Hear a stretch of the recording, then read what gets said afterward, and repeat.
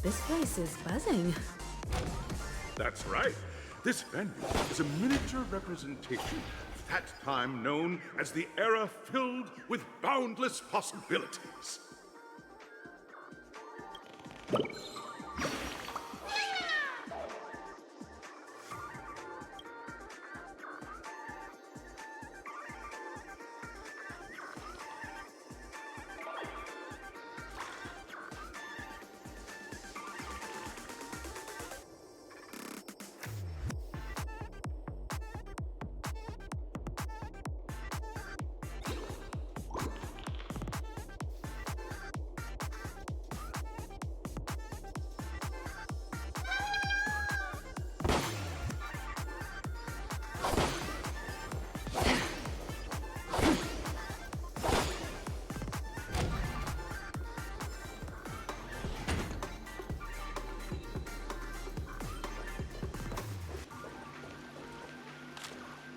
Grab a bottle of Soul Glad and make your dreams a blast.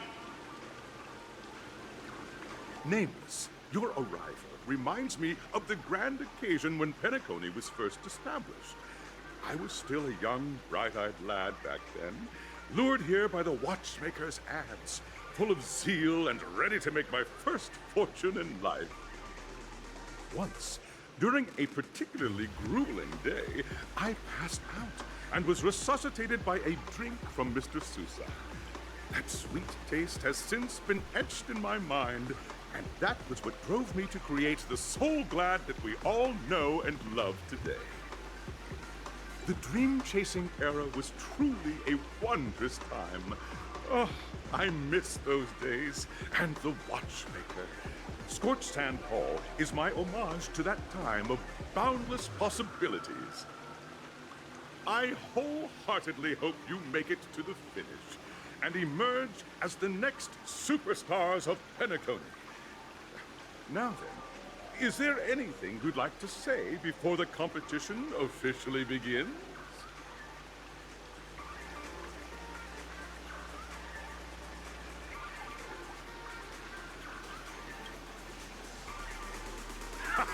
That's the trailblazing spirit. How about you, Miss March? Hello, everyone! Next up, get ready for the Mega March 7th Adventure, where I'm going to break the speedrun world record! Trailblazing into the uncharted and challenging the limits. That's Miss March 7th for you. How about Miss Firefly?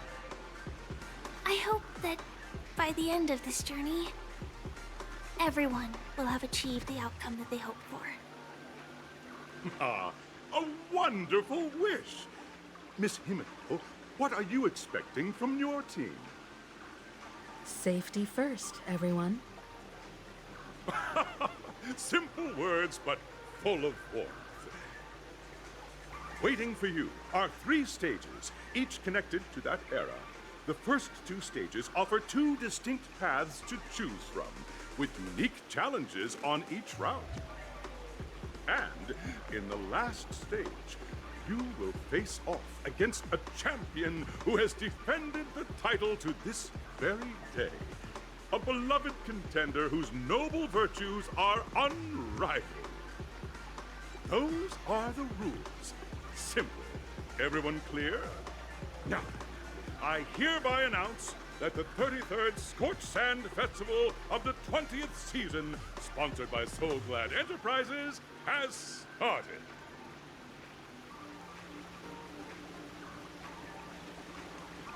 Everyone, as the Charmony Festival is drawing closer, we must reach the end as quickly as possible.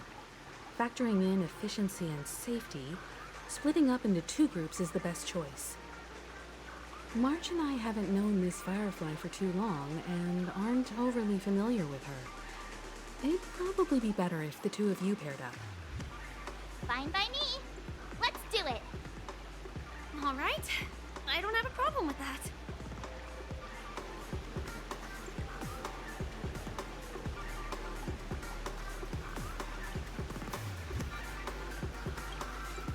We'll split into the assigned groups then. Let's not waste time.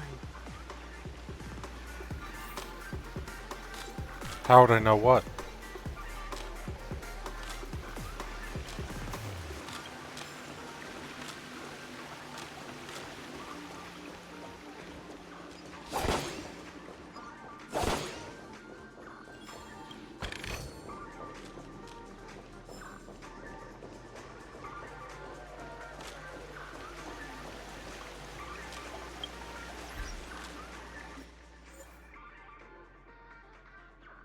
I don't know. Maybe because it says this.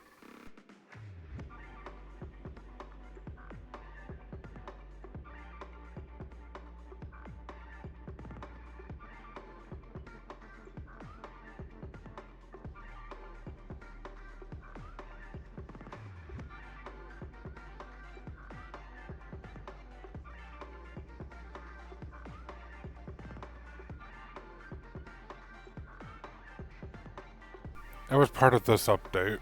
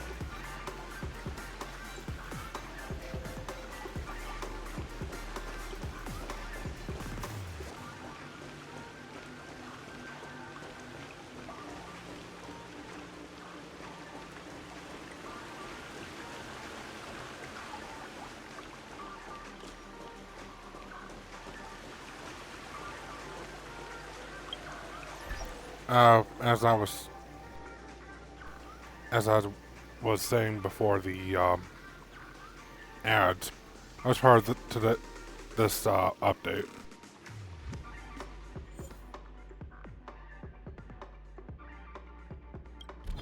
I can see your activity. This entire thing's updated.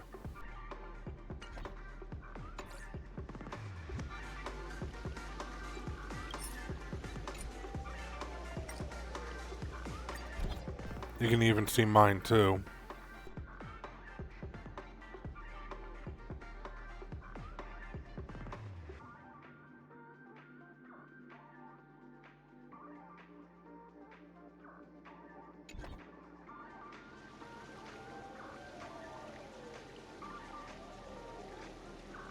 If you want, you can set up settings here, where it shows everything. You can pick and choose what to show, you know?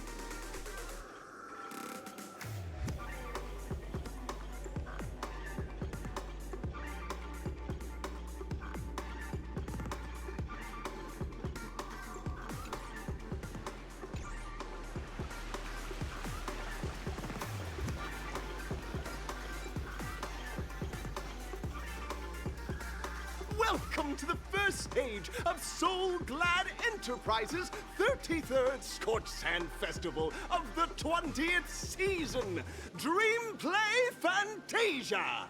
In this stage, you can choose between two challenges, the School of Acting or School of Action. In the School of Acting challenge, you have to complete 3 performances from 3 scripts and move the panel judges. In the School of Action challenge, you have to defeat 3 groups of enemies convincingly and reach the end. Now, make your choice.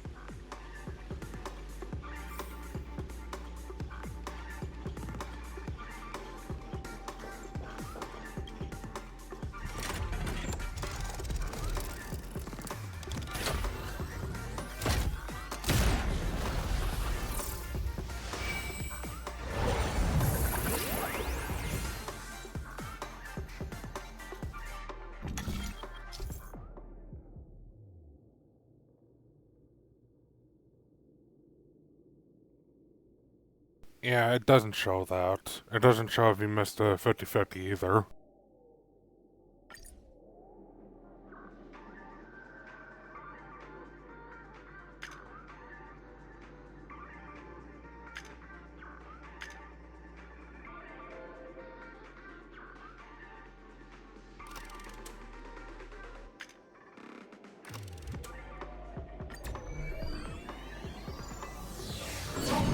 The champion's crown awaits you on the stage.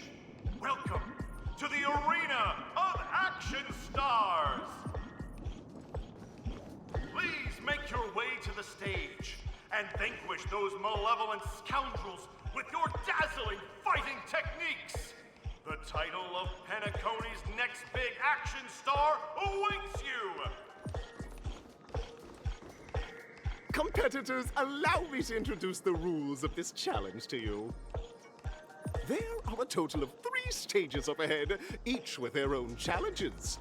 The enemies you will contend against are antagonists from the film Once Upon a Time in Dreams.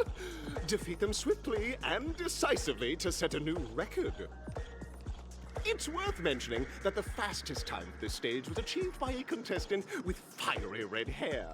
Astoundingly, he overcame all enemies across the 3 stages in only 5 minutes. Time is of the essence. Let's make this quick.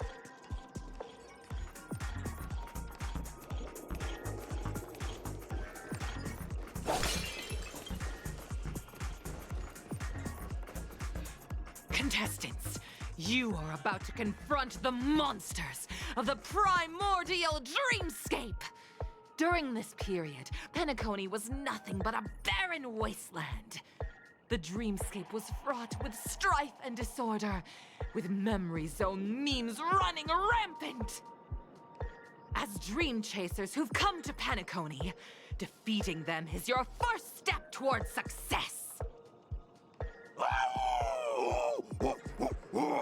All the Soul Glad is ours! Don't even think about plundering the Soul Glad from us!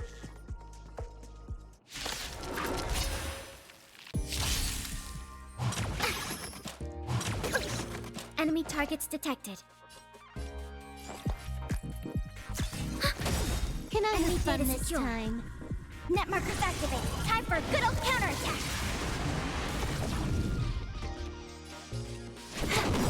This combat needs optimizing. This is double speed. Free will, oh, I weep for the departed. It too shall fall.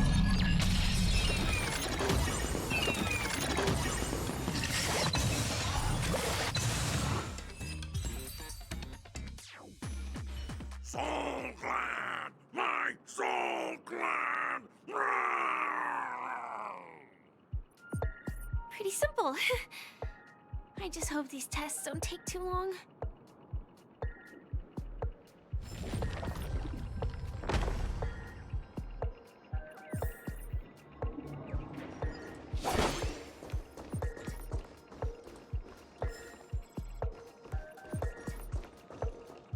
Congratulations on becoming the first group of Dream Chasers! Answering the call from the Watchmaker, you are disappointed to learn that Penacony isn't paved with gold. Resigned to your current plight, you start from the hierarchical dredges, biding your time for a chance at success. Just as you're about to give up, a downpour sparks a business idea. You enter the umbrella business! But just as things are looking up, you encounter a competitor. Defeat them and emerge victorious from this trade war. Why is our opponent Soul Glad? Because this is Soul Glad Enterprises' 33rd festivity auditions of the 20th season! Isn't this just product placement?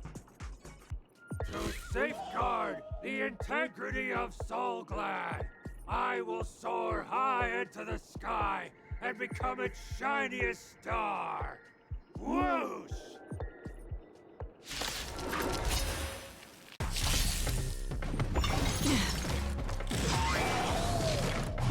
No matter. Do we still have the upper hand? Enemy data secure. Net markers activated. Time for a good old counterattack. This combat needs optimized. This is double speed. I weep for the departed. It too shall fall.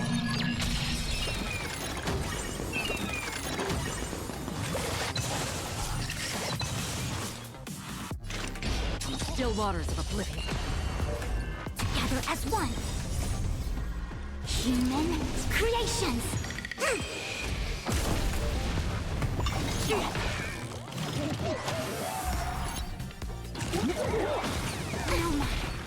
Commencing support. Enemy data secure. Net markers activated. Time for a good old counterattack. Morin. Destined for oblivion. The world kisses me with pain, and I provide with Soul Glad in return. Whoosh!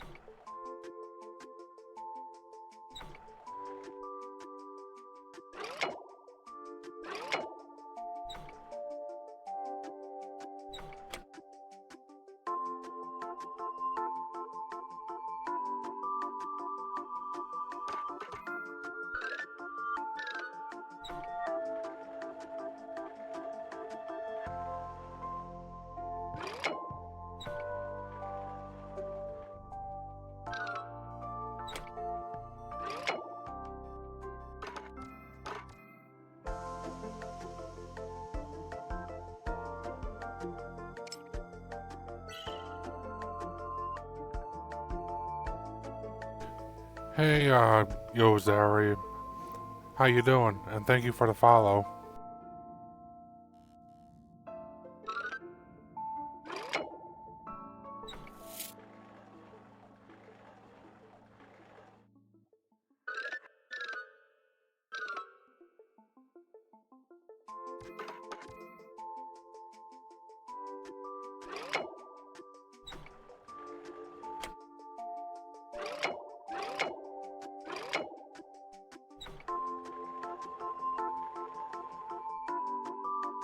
This is Honkai Star Rail.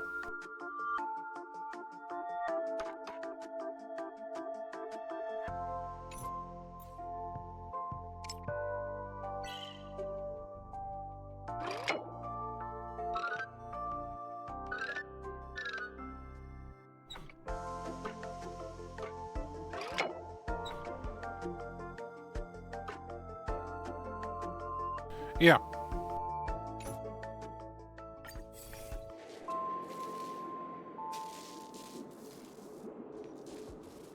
It's a minigame in this clocky.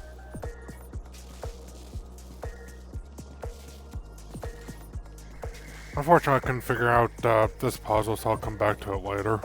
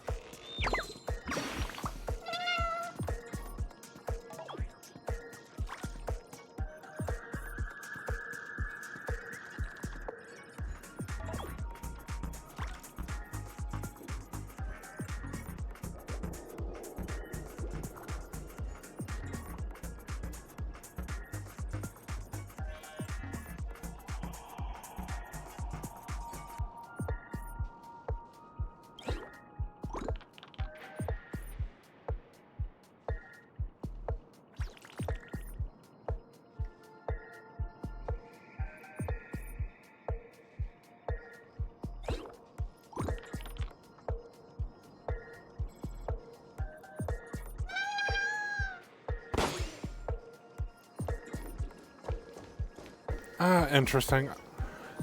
I know that once her banner comes up, I'll be pulling for her. Unfortunately, no.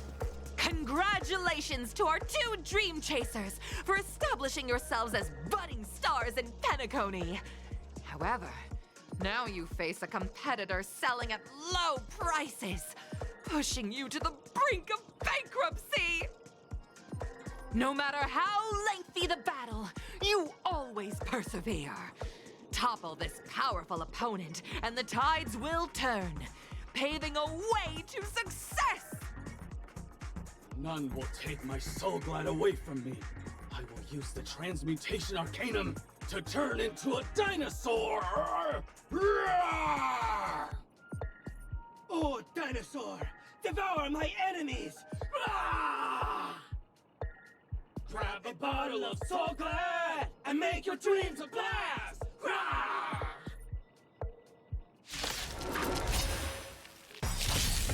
Do we still have the upper hand?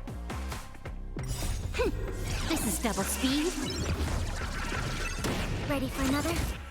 Time for a buzz. Okay. I weep for the departed. It too shall fall. Together as one.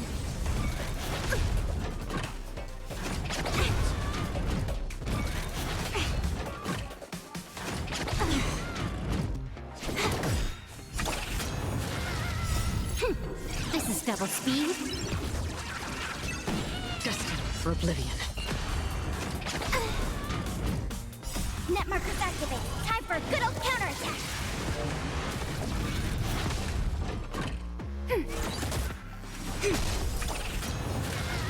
Time for a buzz. This is double speed. On still waters of oblivion.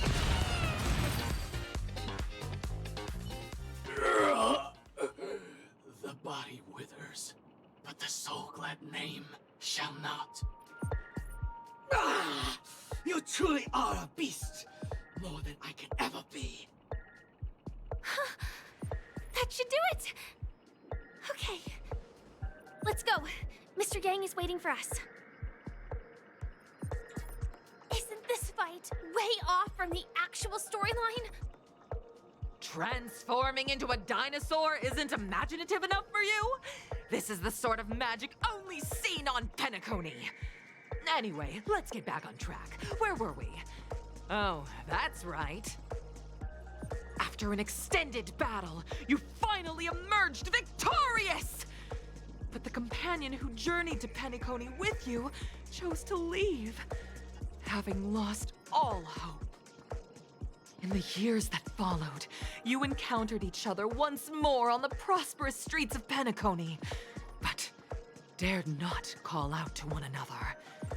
Perhaps akin to the lingering regret of every dream chaser. Ah, well done! You brought to life the thrilling action scenes from Once Upon a Time in Dreams with your fighting skills.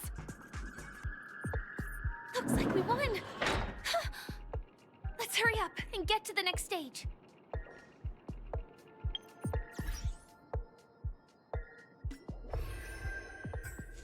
For the characters I pulled, let's see here. I attempted to pull for her, Mr. 50/50. Then I skipped his banner, tried to pull for Kafka, Mr. 50/50 again. And then the rest depends on how I build the rest of my characters. The first guaranteed I used on Fuswan. Then I got Ranmei, Huohuo, Black Swan, Robin, and Acheron.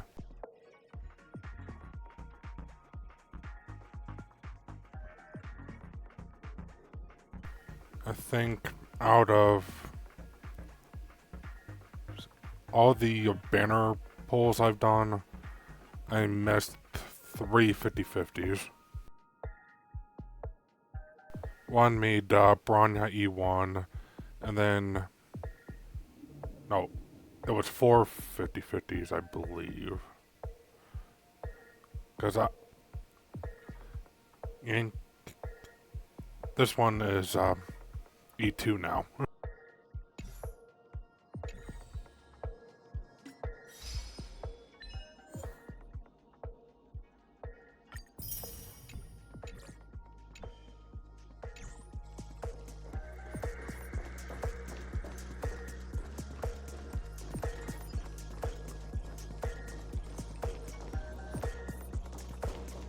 Stream forth, clean of old blades.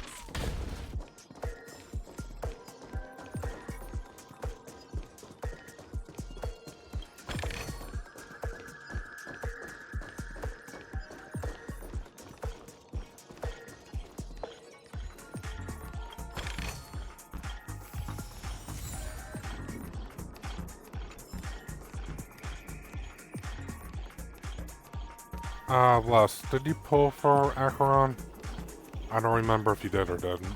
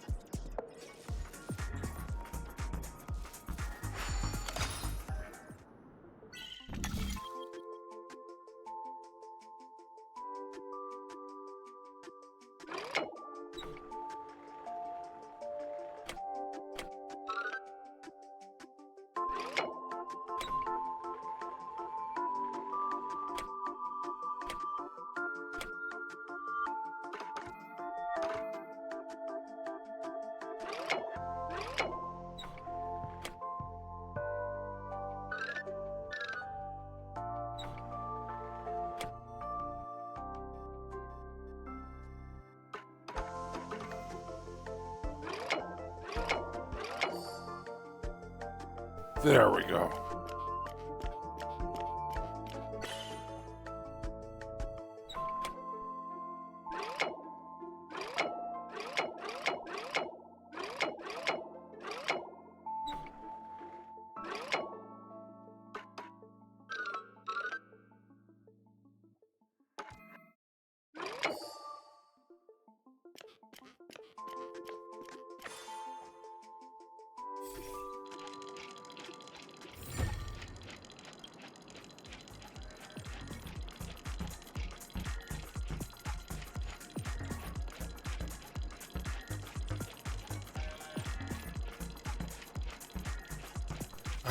Les, did you, pull for Acheron?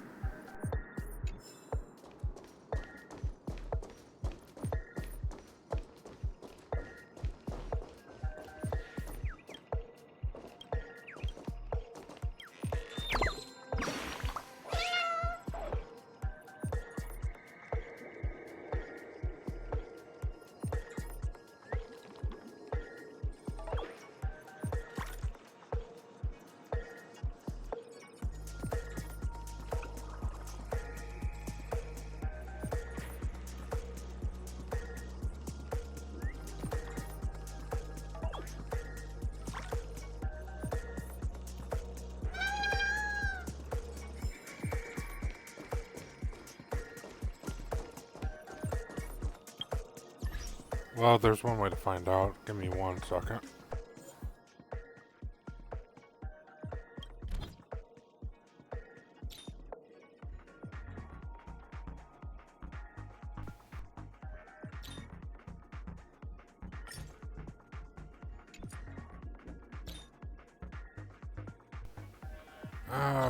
It says you have 47 characters, so I'm partly assuming.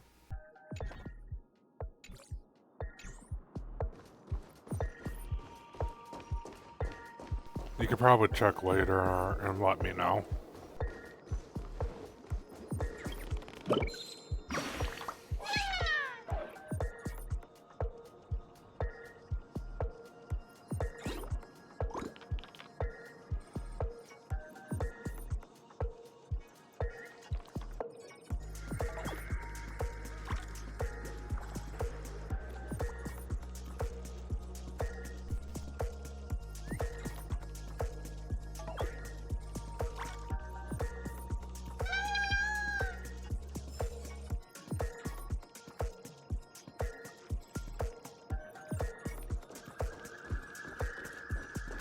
.1 first banner.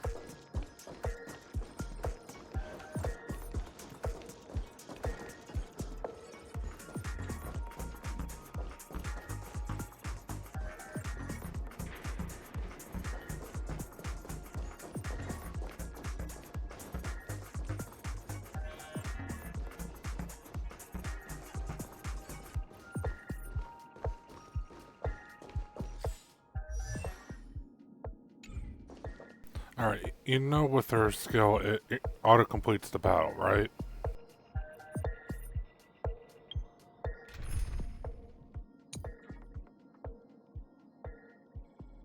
So what I've been doing off-stream is clearing out the map of enemies and feeding experience to characters that need it.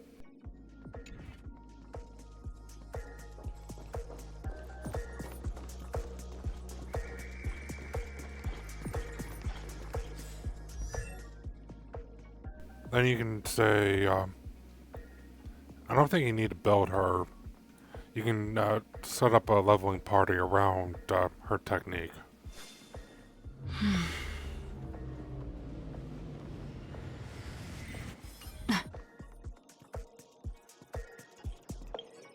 Because what it does is, let me enable this real quick.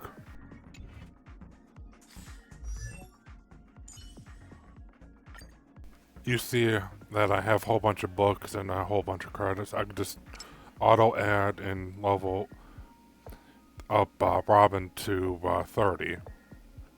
But instead of doing that, I'm leveling her up passively. than getting her traces.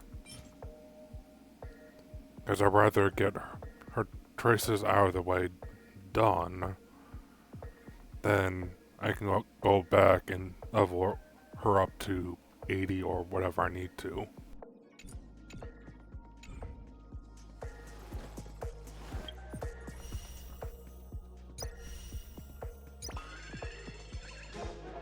Not to mention there's this.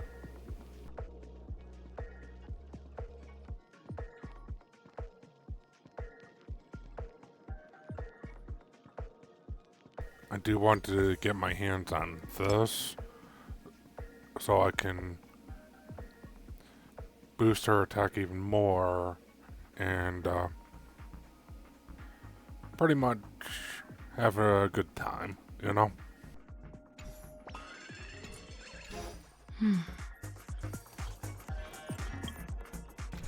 But what you can do is, even at level 1 for Acheron, you can just clear out maps using her technique, because it automatically ends the battle.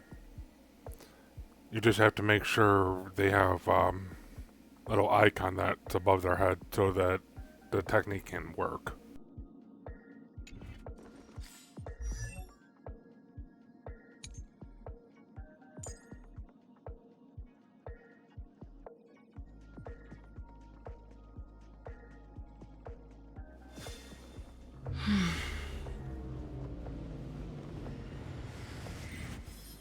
See what I mean?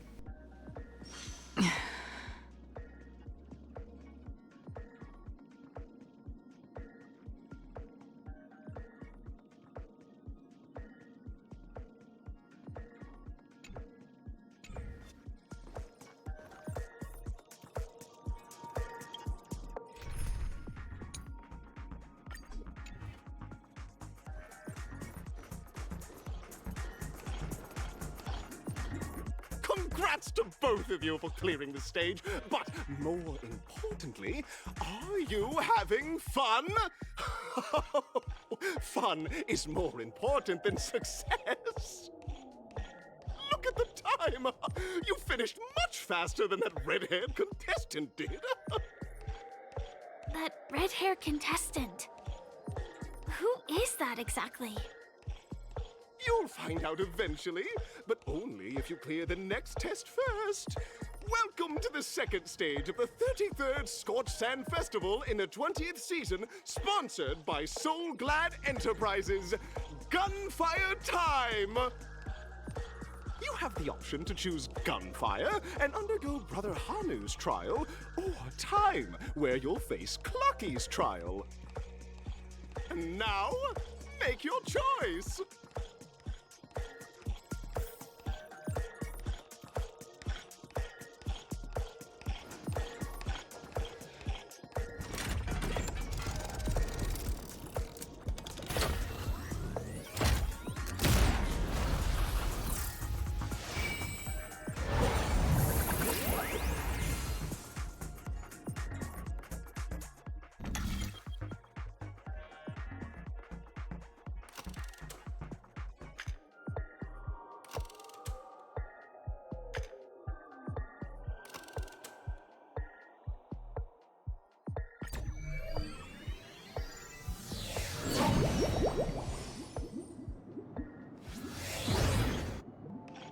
Friends, welcome to the wonderful world created by the Watchmaker.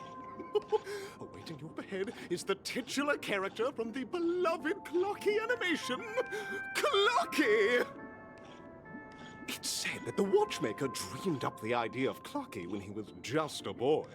Back then, he was merely an apprentice in a clock shop, and one night, he dreamt that all the broken clocks started sprouting arms and legs. Like a skilled pilot, he steered them towards the right path. As a classic figure who grew up with many, Clocky truly shaped a generation, solidifying the Watchmaker's pivotal role in popular culture. Contestants, may you have a wonderful time with Clocky. The trial of time. I hope it won't waste too much of our time.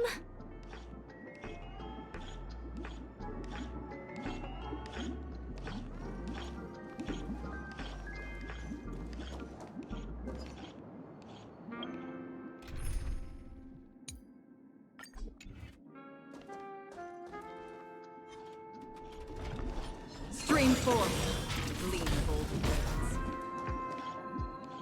As you can tell, I was underleveled, but technique wiped them out.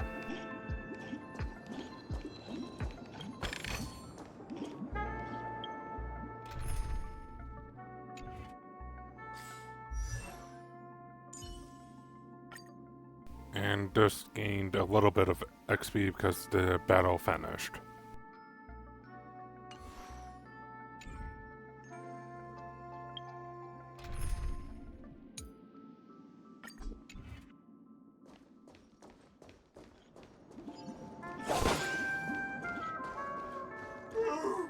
Am I just a failed experiment? That statue. Did it just speak?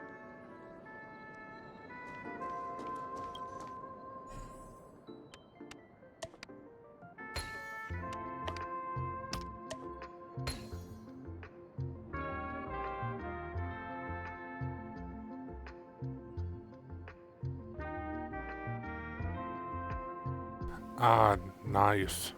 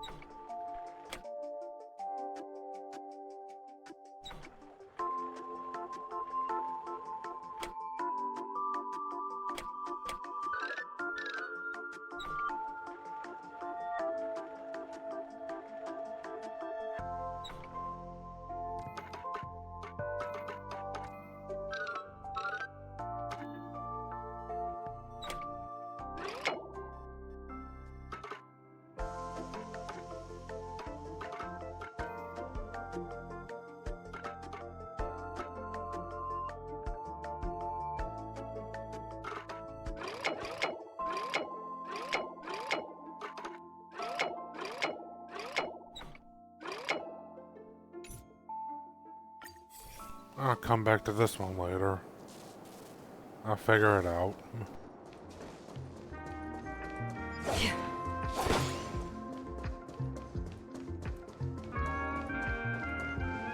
Am I just a failed experiment? I'm just an expendable failure of a clock, aren't I?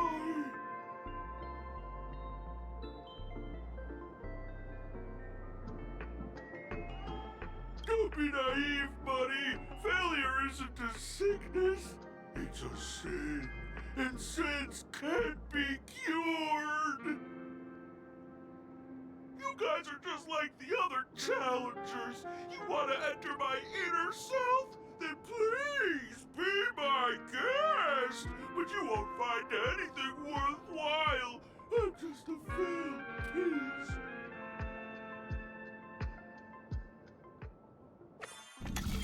See? I'm just empty inside. Tick-tock! It's time for me to make an appearance! Clocky? I can also see him. Is this character part of the show? In Dreamville, Clocky is everywhere and can do anything! Like, right now! I could solve this problem with your big ticker pal, Tick-tock! I can't believe it's actually Clocky! Why would you come and visit a failure of a clock like me for no reason? You see, we're all clocks. We're family. I want to help you be happy! Tell your pal Clocky what's troubling you. I came across a startling revelation yesterday. Apparently, Dreamscape Ticker isn't the same as Clocky at all. It's just a discarded prototype from Clocky's early development. Please, just leave me be, Clocky. I just don't know how to face you, because I'm just a failure. Oh dear. Seeing it like this is utterly heart-wrenching. But fear not. We're here to help it rediscover the missing parts of its inner self and guide it out of despair.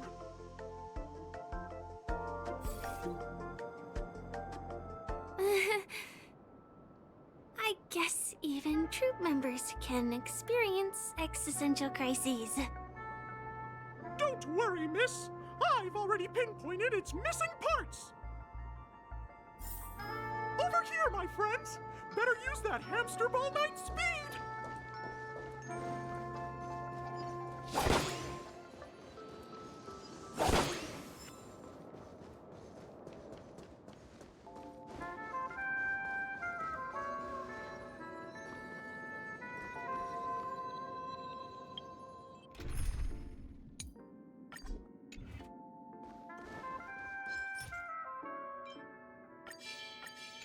Stream forth the gleamful blades. We're here! There's a missing part on the opposite. This must be one of the missing parts that Big Ticker needs. That's great!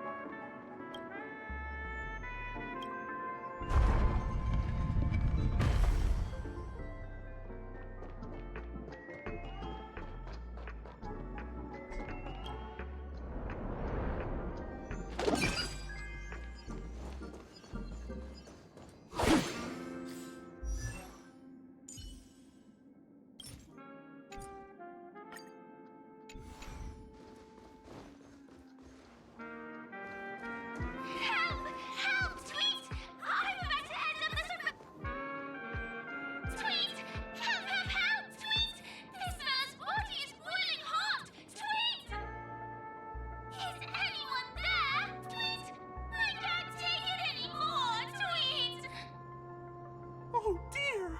It's an origami bird! What's it doing in Beyond Overcooked's tail? Is that Cookie? Tweet! Please save me, Tweet! I'm being roasted alive, Tweet!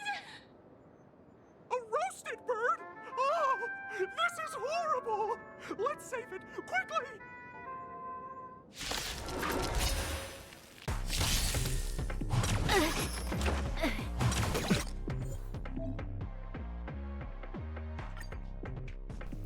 And now, since I was on my leveling party, I can retreat. Swap to a different one. And I'll be fine to go with the Tick-tock! challenge. Do I hear Tweet! Help, help, help, Tweet! This fella's body is boiling hot! Tweet! Is anyone there? Tweet! I can't take it anymore! Tweet!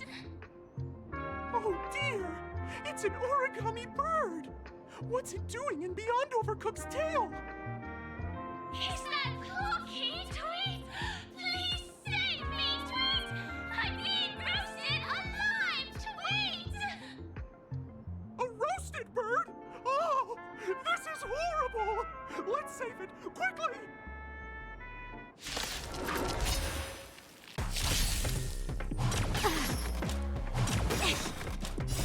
Human creations! Net markers activated. Time for a good old counterattack! Time for a buzz. This is double speed. I weep for the departed. It too shall fall. On the still waters of oblivion.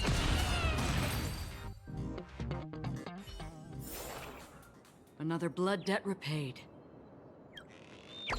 Thank you, guys. Tweet! I feel I'm about 70% cooked, Tweet! Thank goodness you're okay! But why did you burrow yourself into that fella's tail? Because that fella stole one of Mr. Big Ticker's parts, Tweet! I wanted to help retrieve it, but I accidentally got myself stuck in the oven, Tweet! Go ahead and get it, but be careful, it's hot, Tweet! An inner self fragment belonging to the Sweet Dreams troupe? This is just too surreal.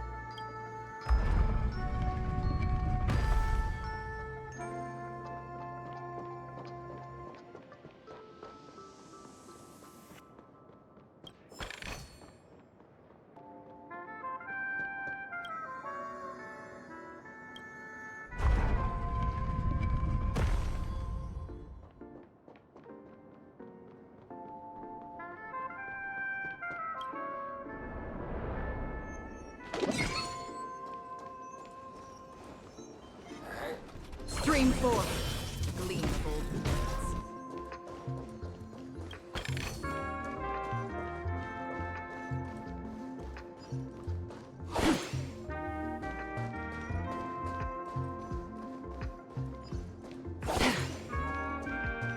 We've gathered all the missing parts. Let's hurry back. We don't want to keep Big Ticker waiting.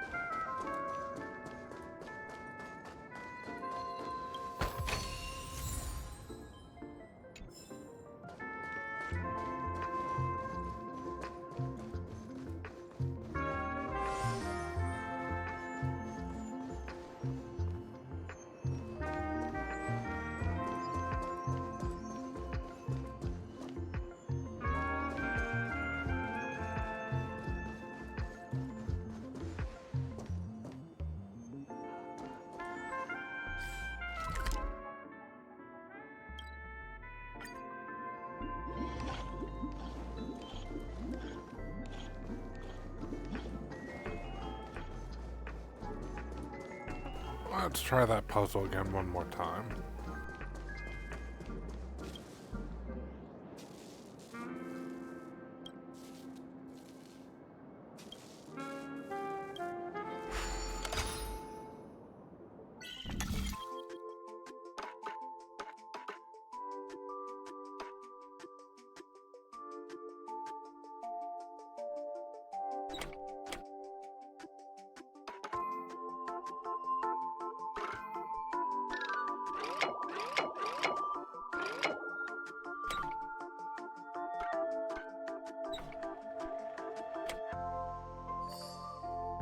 There we go.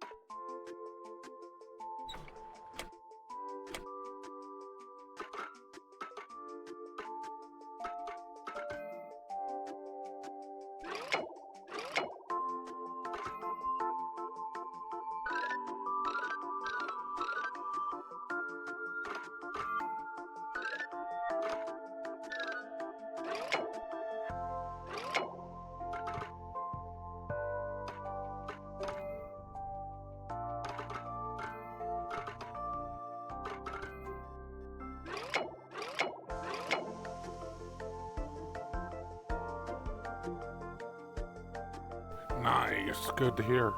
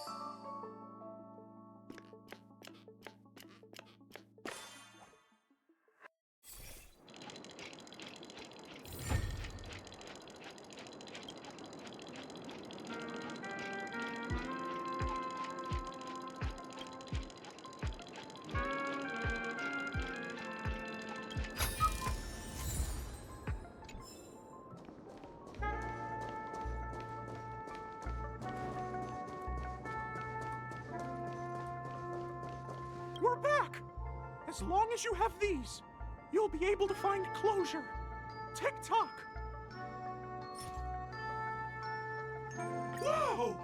This sudden surge of joy! It's working! Tick-tock! Next, we just need to enter its emoscape, help connect its pathways, and we're done!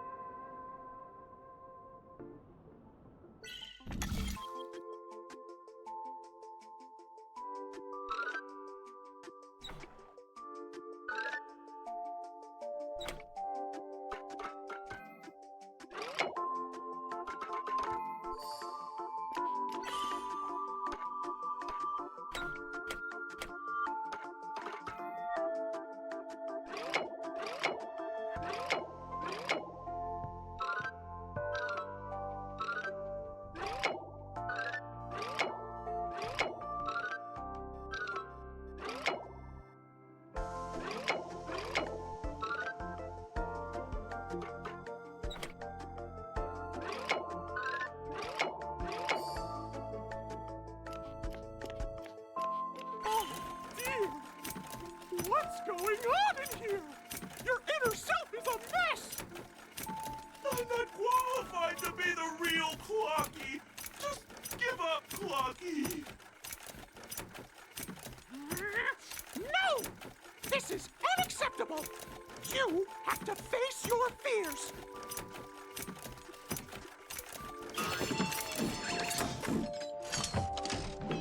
Success!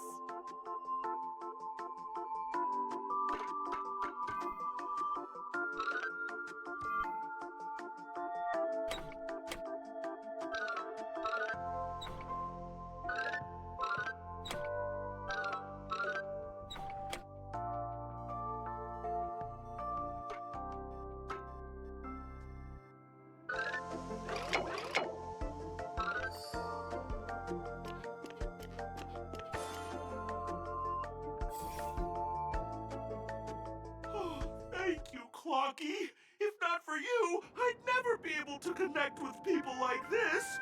You helped me find myself again! No problem at all. As the guardian of Dreamville, it's what I'm here for. Tick-tock! Oh, my friends, you still have other important things to do, right? Go forth, my friends! When the moment comes, all the Dream Tickers and I will cheer for you! It's all done! Victory's in sight! Let's head to the final stage.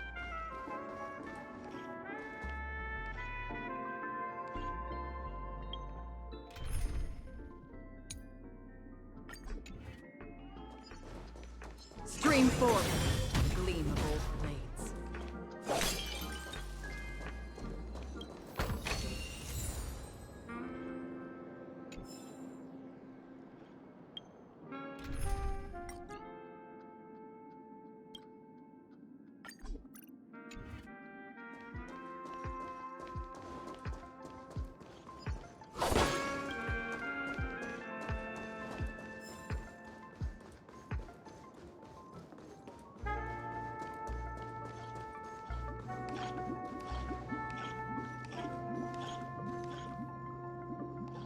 Congratulations to both of you!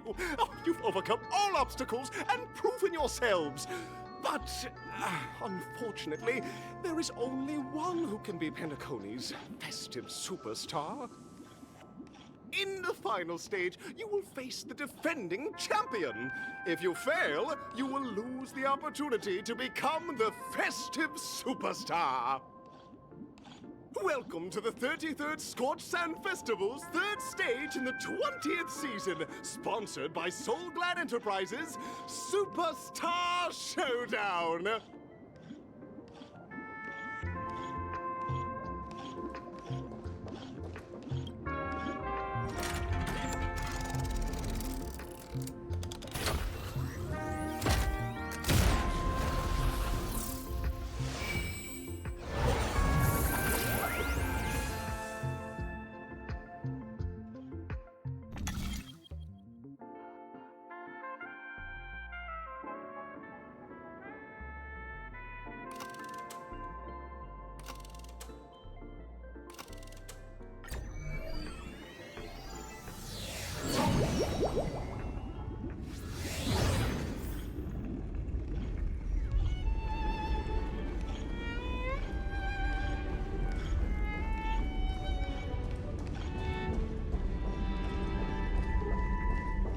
No way. I think I just saw someone. Someone extraordinary.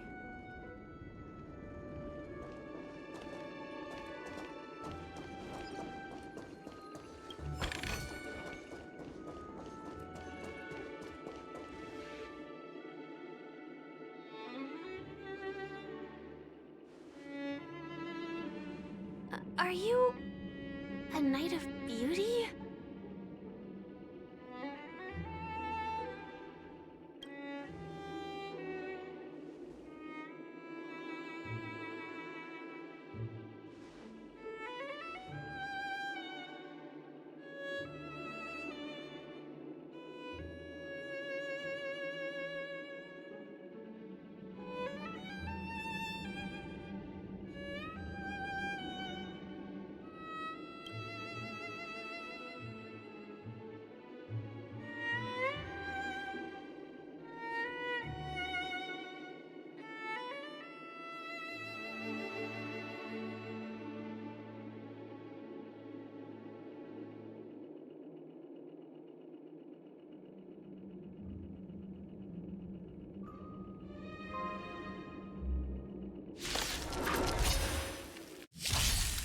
Bear witness to... Do we still have the upper hand? Can I have fun this time? Time for a buzz. Rise to the challenge. Enemy data secured. Net markers activated. Time for a good old counterattack. This combat needs optimum. This is double speed. Together as one. I weep for the departed. It too shall fall. Behold, this symbol of pure... You are fighting a gentleman. Confess! Put forth all your might! Enemy targets detected. Rise to the challenge. This combat needs optimum.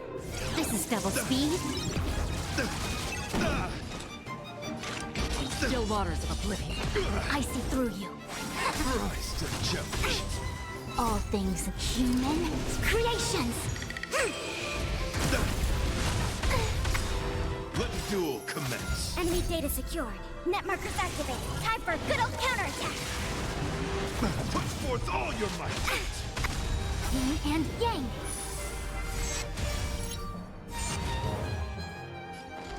Ready for another? Rise to the challenge. Destined for oblivion. Converge and awaken. This combat needs optimum. This is double speed. I weep for the departed. It too shall fall.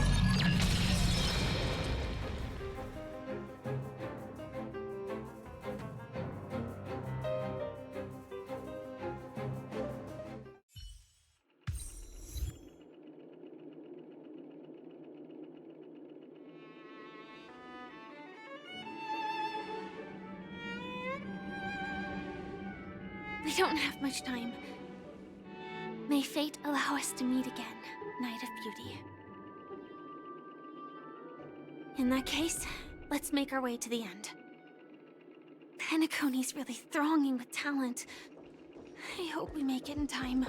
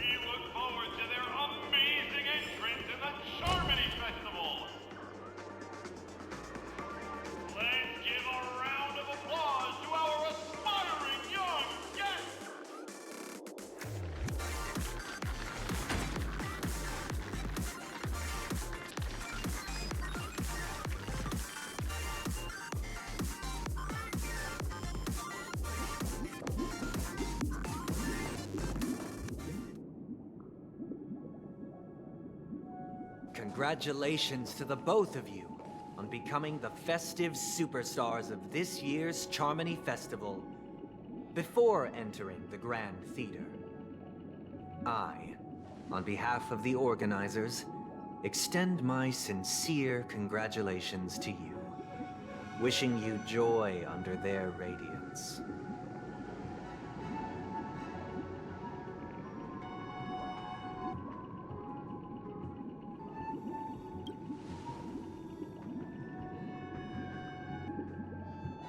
As previously promised, my sister, Mr. Yang, and I have met with the Dream Master.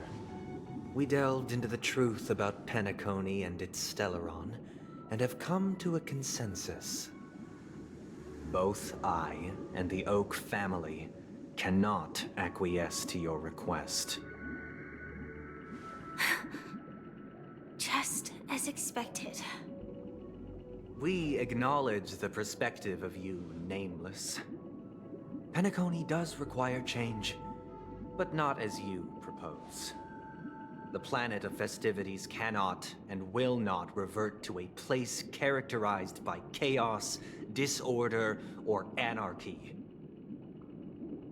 Through your journey of overcoming obstacles, you must have glimpsed the essence of that era. The vulnerable ruthlessly eliminated, equality non-existent, common folk living precarious lives, eking out a dreary existence. Ultimately, only heroes like yourselves manage to achieve success. But I would dare ask, if you did not possess the special status of having a Stellaron, and you were but an anonymous and frail member among the masses, which Penacony would you prefer? A dystopia for the survival of the fittest, or a sweet dream paradise for all?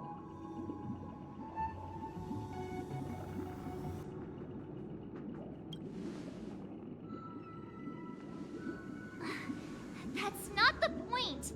Don't let him mislead you! Mr. Sunday, even if the members of the Oak family can't fully agree on what to do about the Stellaron, now's not exactly the time to be holding an extensive discourse about Penacony's past and future, is it? The Stellaron issue concerns the life and death of everyone on Penacony. If anyone has a better suggestion, the crew is more than willing to listen. Also, it'd be best to tell us the ins and outs of that meeting. This way, we'll at least know what Welt and Ms. Robin are dealing with, and the reason why they failed to make our appointment. Ah, Navigator. That is precisely my intention. With all present, let's begin by discussing the details of that meeting. Let's talk about our tribulations and choices, our ideals and beliefs, and our final course of action. The only path to take.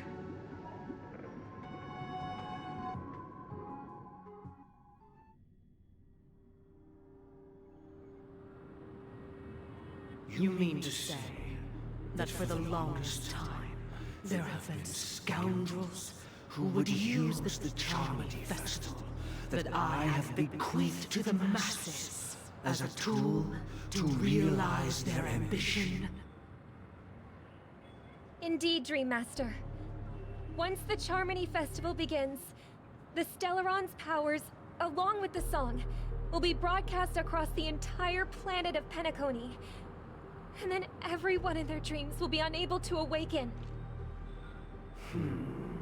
This is indeed surprising to me. The dreamscape is maintained by the collective effort of the 5 families. If someone were to use the Charmony Festival to recklessly disseminate the power of the Stellaron, this individual must hold a position of great authority.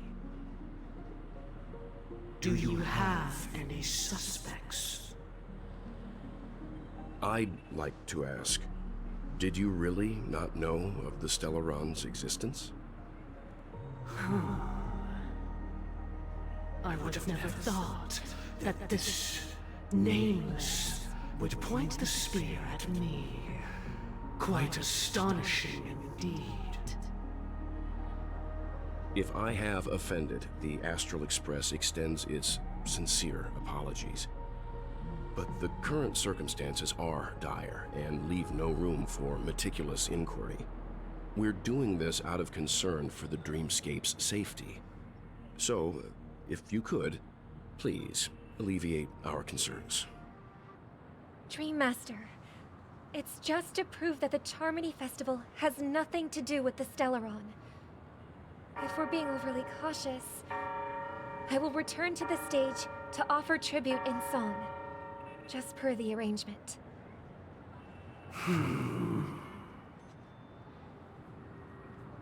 Sunday, Robin. I've watched you two grow up, and know your dispositions like the back of my hand. Both of you, right now, can surely be lauded as their most devout advocates. I already know your resolve. The magnitude of this matter is enormous, and cannot be taken lightly.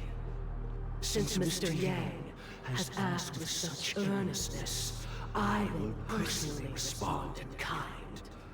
If there is a need, the entire Oak family will be mobilized to heed your call. Someday, might I ask you to beseech them to cast their light unto me, and question me in their stead, so that no lies may be concealed? I will do as you command. Robin, could I entrust you to be present as a witness, to document the truth, and to proclaim my innocence, so that all slander may be utterly dispelled? I will do as you command. May thy will be carried out on earth, just as it is in the heavens. Oh, triple-faced soul, please sear his tongue and palms with a hot iron, so that he will not be able to fabricate lies and make false vows. Let us begin. There is nothing else to prepare. Understood. Question. Have you devoted your life to your god, never worshipping other gods? Naturally. Do you love your god as you do yourself, always heeding their admonishments? Naturally. Have you strayed from the path expected by your god, betraying their name? Never. Have you ever been inordinate with your asks of your god, coveting more than the foundation of the creation itself?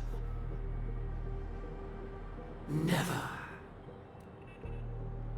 Then, a final question. Do you swear to fulfill all vows, past, present, and future?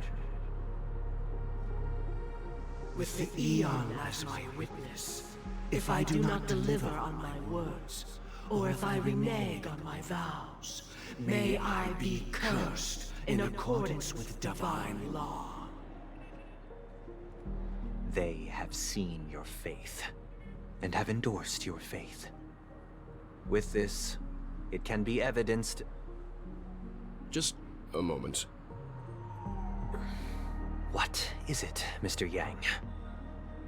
I have another question I hope to have answered. To my understanding, the family's harmony and prosperity have never relied on so-called divine laws. The god you both mentioned, are they truly Shipe? Mr. Yang should know that those belonging to the family toil together as if they were kin, embracing solidarity and unity under their light. All duplicity is laid bare before the harmony. Such a delicate and complex symphony. Which other god could perfectly harmonize this, if not for the Great One, Shibe? Perfectly harmonized. Therein lies the problem. It isn't an outsider lurking in the shadows who changed the harmony, but a dissonance that has surreptitiously emerged from within this very symphony itself. In the distant past, there existed an Eon. With one flick of the wrist, they crafted the laws of the cosmos. Their followers formed the Beyond the Sky Choir, spreading solemn and reverent hymns throughout the universe. Later, they fell.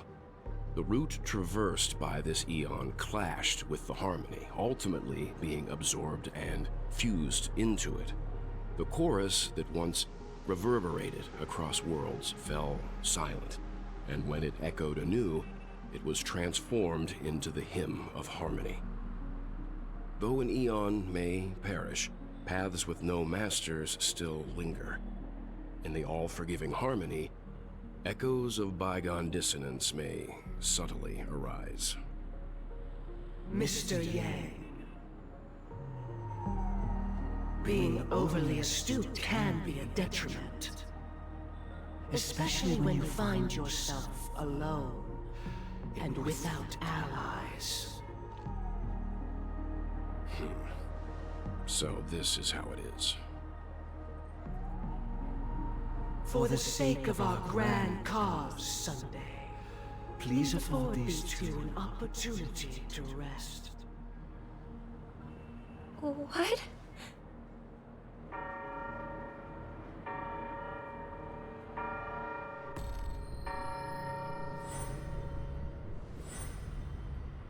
Sorry, Robin. It's just you.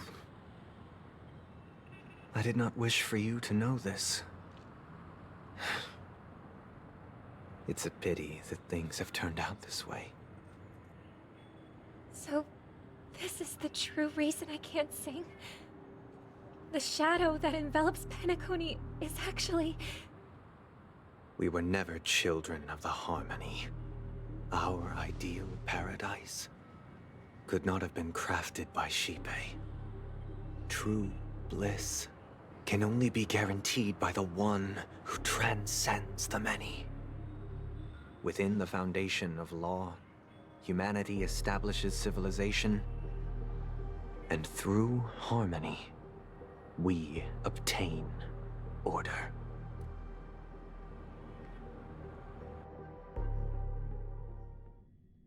Unbelievable. To think that there would be remnants of the Order on Penacony. What have you done with Mr. Yang and Miss Robin? Don't worry. I just gave them some time alone to ponder their fates. You should know that these actions make you an enemy of the Astral Express. Should we need to stand against the Nameless, it would only be myself and the Oak family involved. But we haven't reached that point yet, have we? Your efforts for the justice of Penacony are evident to everyone, and have been widely observed.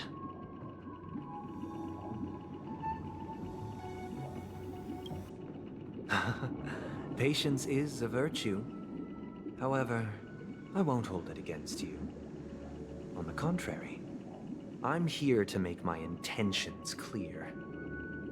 If it is the Order that drove you to imprison Welt and Robin, and you're using them to coerce our compliance, then there'll be no point in entertaining any type of discussion. You're mistaken, Miss Himiko. They are in very safe hands, and just as the family has always proclaimed, no one can be harmed in the dreamscape, least of all in the beautiful new world belonging to the Order. Penacony and the entire universe have witnessed far too much innocent bloodshed. The strong wield their blades against the weak, and the victors push the vanquished to the brink of life. Natural selection. The world abides by this principle, establishing the well-being of humanity atop the corpses of the downtrodden. Only we, or rather, I, possess the power to put an end to this farce. So you've decided to resurrect a dead Eon? No one's ever done such a thing. If Miss Himiko is interested, let's draw back the veil and speak candidly. I've always firmly believed that people can understand one another through peaceful means. I'm willing to divulge the unembellished truth as to the intentions of the Order's Pathstriders, so that you will make better judgment for the Astral Express, for Penacony, and for this stretch of the universe. Words can hardly do justice to the beauty of that ideal. So, come with me, everyone. Let us retrace our steps and see once again where this road leads. Huh? Where'd he go? Welcome. This isn't any location in Penacony's dreamscape. It's my inner world. The reason the scenery before you remains unchanged is because your consciousness has drawn on similar concepts to fill in the gaps.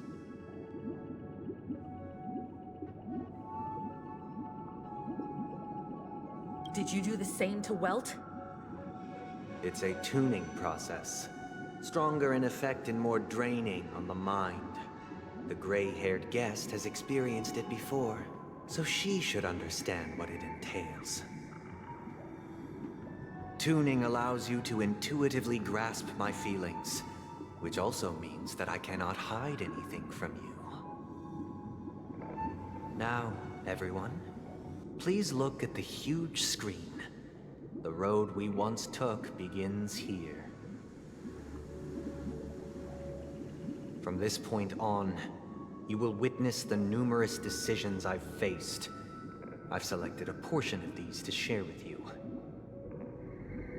I believe after going through similar predicaments, you'll be able to better understand my thoughts. Let's begin. The first decision. A story about a baby bird. This story happened when Robin and I were very young.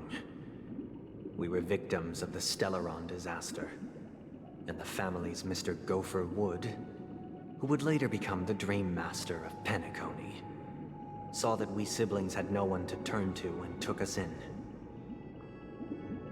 Later on, Robin and I lived a time with nary a care in the world.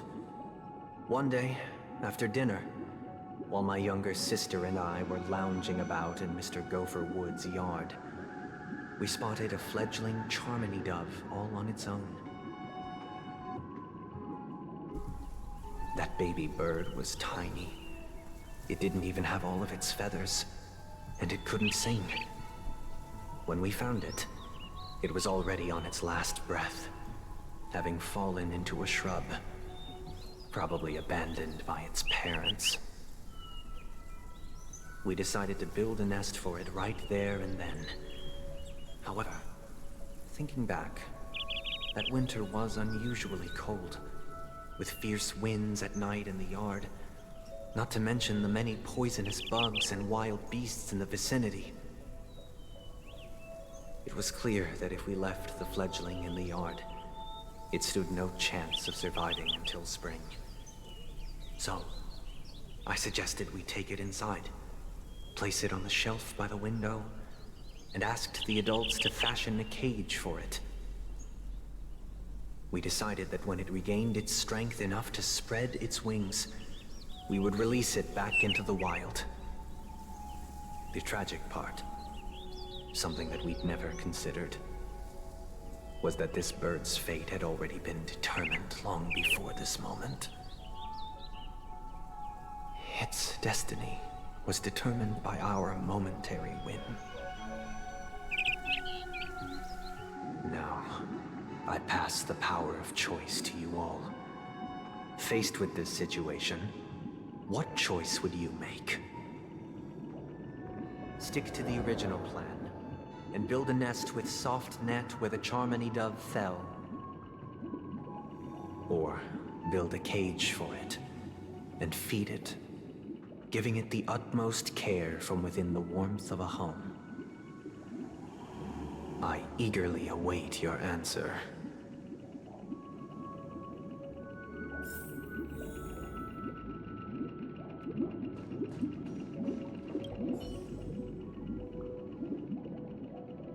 That guy just casually throws this kind of question at us?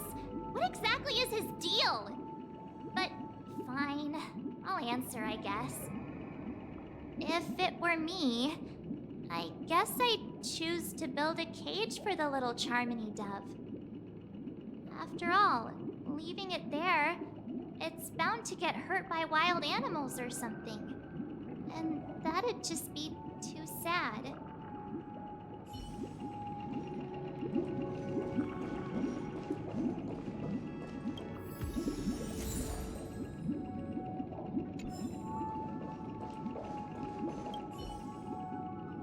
It looks like he really has no intention of imprisoning us. If it's just a quiz, I suppose it's fine to humor him.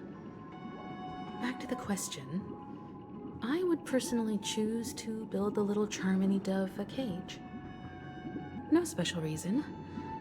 I do think that a fledgling should have the right to fly into the sky. But if it can't even live to that point, then there's nothing to talk about to begin with.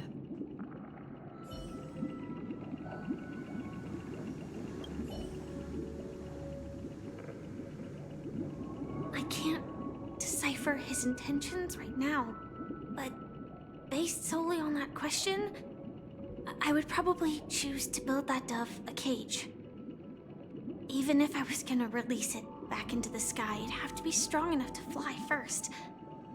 If I left it where I found it, I fear it'd never get the chance to fly ever again.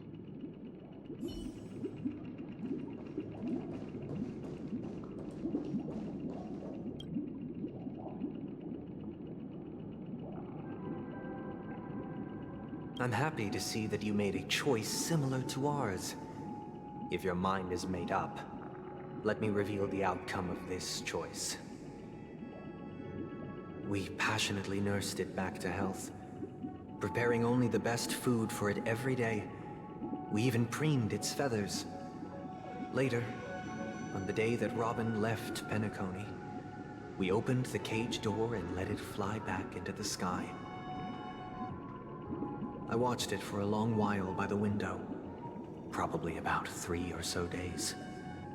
In those 3 long days, the little Charmony dove tried again and again to spread its wings to fly into the sky, but fell to the ground, only to keep trying. Finally, on the 137th attempt, it succeeded. But its attempt did not go perfectly. After flying unsteadily for a while, it fell to the ground, unable to grasp the direction of the air currents. The fall shattered its wings. It writhed helplessly in my embrace. But it was all for naught, finally succumbing to a painful demise. And in that instant, our tender care, our given love and hopes, they all became the inevitable push that sent it to its death. I deeply regret the choices we made. Next, let us head to the second decision. This time, it's the story of a dream chaser. This story happened when I was appointed as Bronze Melodia, a position exclusive to the Oak family, charged with listening to the problems and vexations of Dreamscape residents, and providing them with the relevant guidance. It was during that period that I had the opportunity to hear voices from all corners of the Dreamscape. Joy, sorrow, arrogance, regret. The complex tapestry of human nature that formed the world. was fortunate to catch a glimpse of it. He was a dream chaser, and an illegal stowaway. Just like the rest of them, he came to Penacony in search of a better life, except that, to most people, the price he paid, I suppose you could say it was everything. He told me, I sold everything I could at home. The house, the land, even his 2 children. He said he could not afford to raise them, and that at least they could eat if they lived as slaves. He had a plan in place. He would buy back his children once he had made his fortune, and enjoy Penacony's beautiful dream with them. Alas, his plan to smuggle himself was somewhat clumsy, and he was sniffed out by those pig-headed hounds. After hearing the Dream Chaser's story, I immediately appealed to the Bloodhound family to cease their pursuit. That way, at least he could live peacefully. But I was still too naive to the ways of the world. I did not anticipate that what I thought was a kind gesture would later lead to dire consequences. I'll tell you the outcome soon. For now, I'd like you all to make a choice. Will you do as I did, and try to convince the Bloodhound family to stop their pursuit, so that the Dream Chaser may live peacefully and realize his wishes? Or will you remain silent, leaving him to languish while the hounds are hot on his heels, until his inevitable judgment arrives? I look forward to everyone's decisions. Who knows? Perhaps they might even alter the outcome of this tragedy.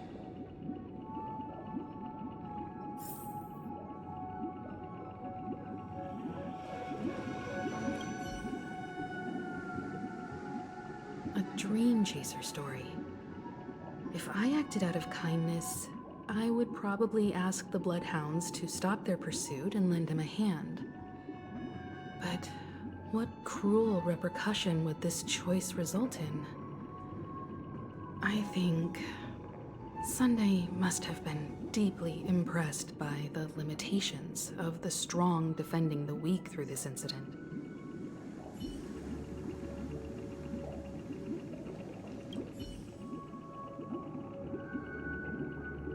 This question... Surely it has some connection to the baby bird story. And this connection is precisely the breakthrough Sunday aims to use to persuade us. I'd probably choose to ask the Bloodhounds to cease their pursuit.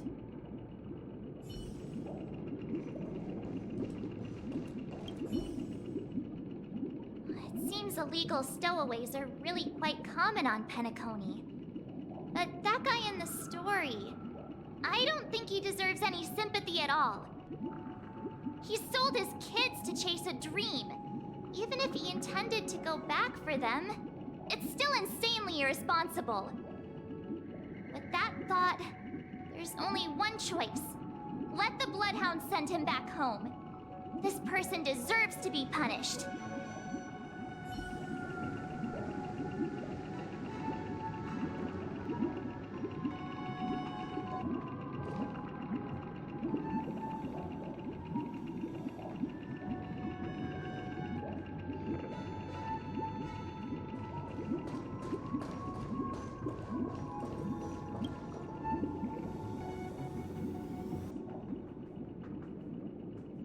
I'm honored to witness you arriving at the same decision. Out of respect, I'll share with you the dire consequences that my choice back then brought about. First, the outcome. He attained major success. After avoiding capture, he ran a business for a few years, very quickly making a name for himself, elevating his status. He might not have become a tycoon like old Audie, but he was considered a character of excellent repute. Now then, did he realize the wish he set out to achieve? No. The last time I saw him was in the real world, where the Hounds were going to permanently exile him, and I was the accompanying Bronze Melodia. The mission was simple.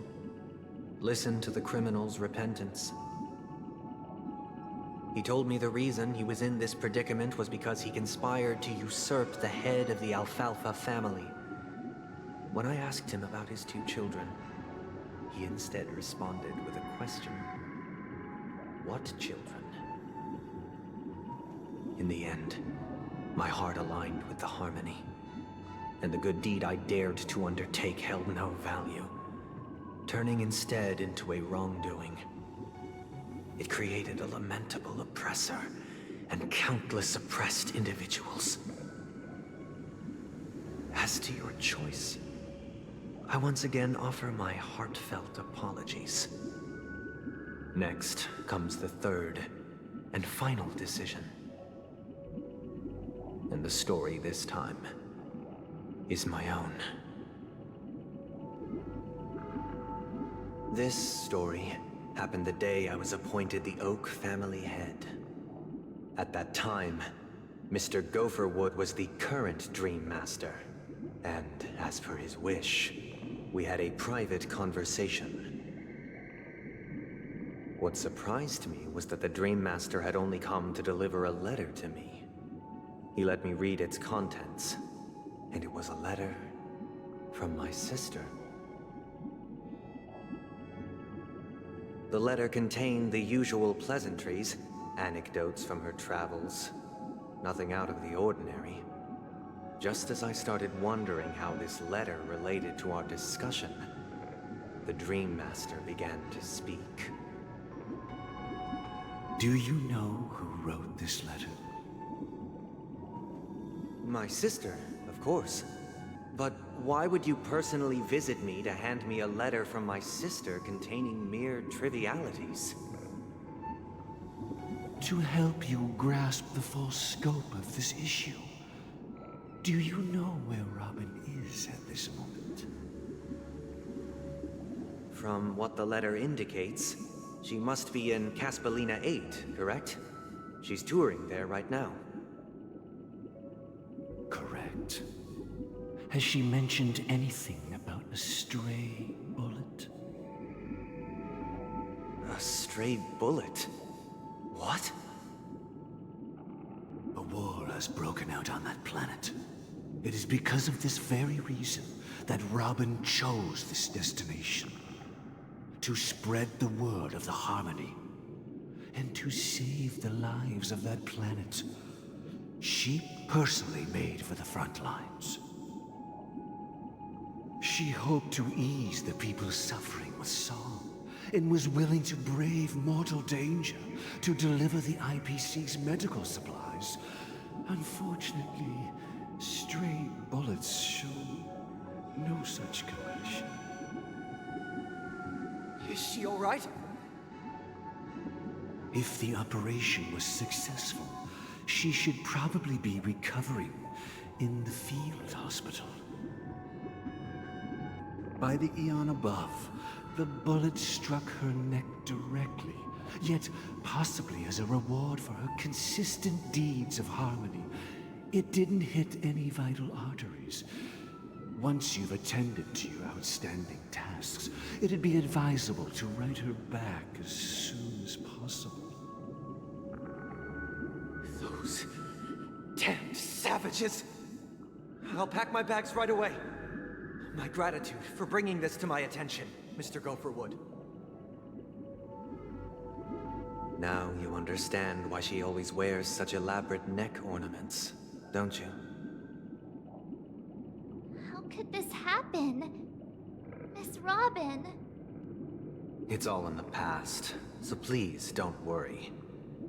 I share this in the meager hope that you will understand the Harmony's limitations and predicament. As grandiose as the strong defending the weak sounds, many times, it is nothing more than wishful thinking.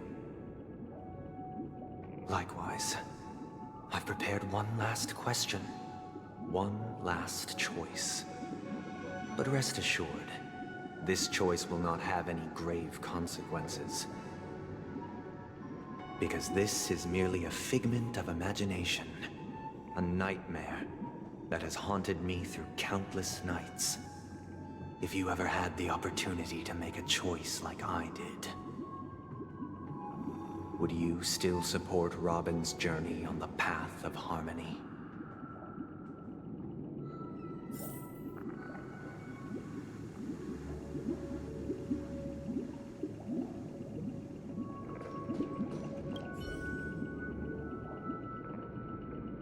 I often feel like I've dreamt of similar scenes on certain nights. In the dream, I see blurry faces.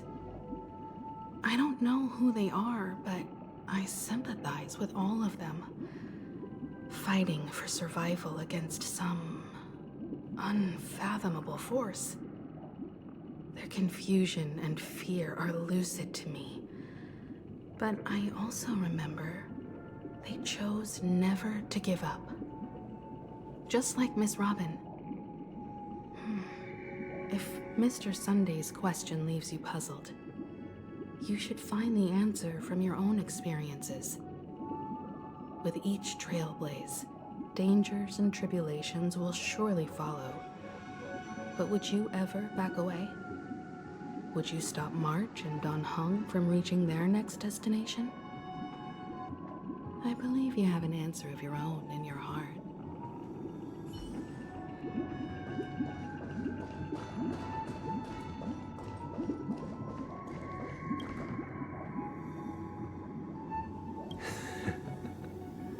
I see. I am now aware of everyone's stances. Raising these questions merely serves to illustrate one point. The plight of Penacony cannot be salvaged by the harmony. The true foundation for a sweet dream paradise can only be established through the order, where the strong govern the weak. I know the suffering of being tormented, the turmoil of losing your way, how sorrow and even despair set in when matters don't work out. All of this causes me unending pain, because this is not what happiness is at all. We must teach the weak how to live a happy life.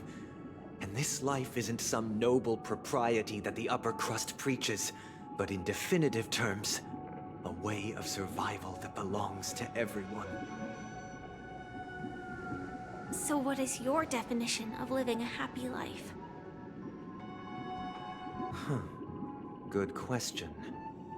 Human consciousness is fundamentally an illusion, a cage known as self-worth.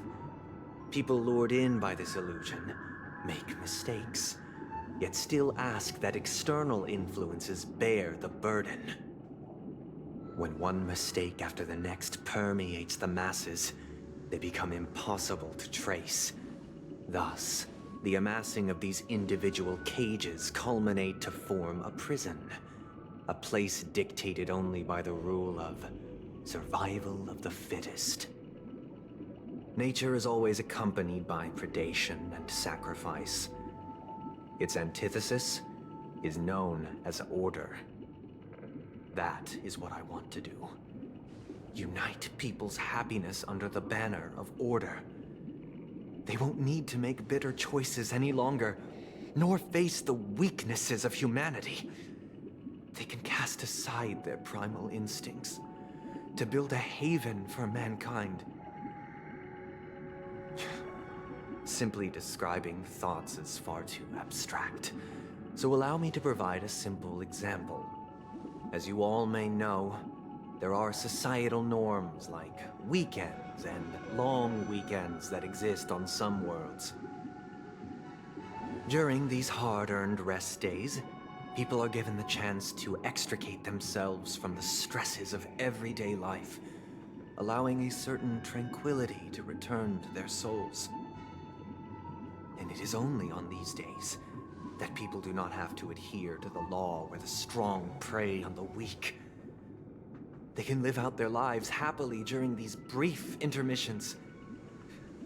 It's just a pity that 2 or 3 days are still too fleeting compared to the span of a lifetime. From where I stand, society's ideal system should be 7 rest days. Following Sunday, there should ensue a second, a third, and indeed an infinite procession of Sundays. This should be the face of the new world. Idyllic, eternal, peaceful days. And thus, every person can return to their base selves in this utopia. Some gaze in reverence at the stars, pouring their whole beings into calculating the distance between us and the isolated world of Pagana. Meanwhile, some seek refuge in quiet corners, holding one another, unencumbered by the chains of unwelcome obligations. There would be no need to bear the hardships of reality. Only in this way can humanity face the inevitable end with the purest of spirit, living a life of dignity. This is what it is to live in bliss. Miss Firefly, you who are stricken with entropy loss syndrome, you of all would surely understand this.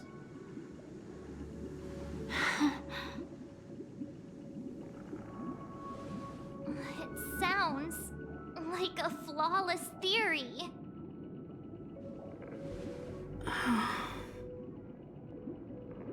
But what is the price to attain all this? The cost is minute, merely a personal and eternal sacrifice. If this paradise is to be maintained for everyone, someone must remain trapped in solitary awakening until the end of the cosmos. Awakening. Which means that this so-called paradise is still a dream. Stepping into this paradise means forsaking reality, correct? It is not forsaking, but transcending. Flesh, blood, sorrow, weakness.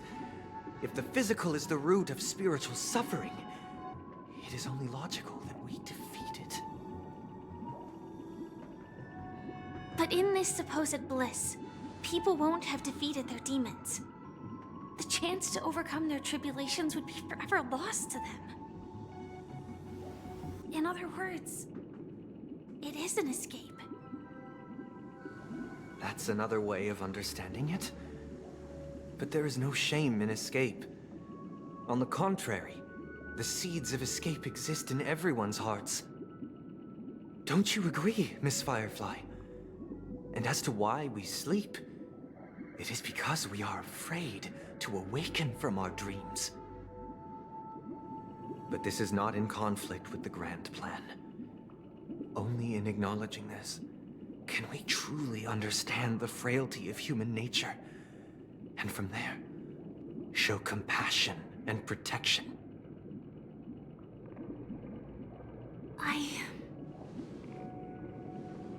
I admit that you are a born leader. Your perspective on humanity brims with pessimism. Yet you express compassion for all, even when your heart pities them. But unlike you, I live for the self. From my perspective, individuals making choices for themselves is their birthright. The want to escape may be innate in the weak. But whether they are weak or not, it is not up to another to decide. Perhaps in your mind, you also view me as weak?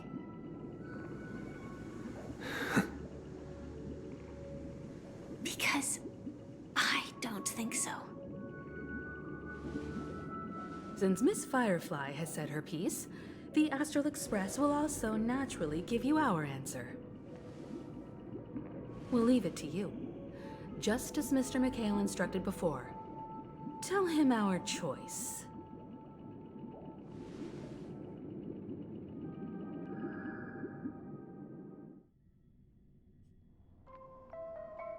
What is this place? Does this place ring any bells, Misha? I don't know, but I feel a sense of deja vu. What is this place? It's the realm within a dream bubble. This was left to the Astral Express by a nameless, but weirdly, when we entered it, it was completely empty.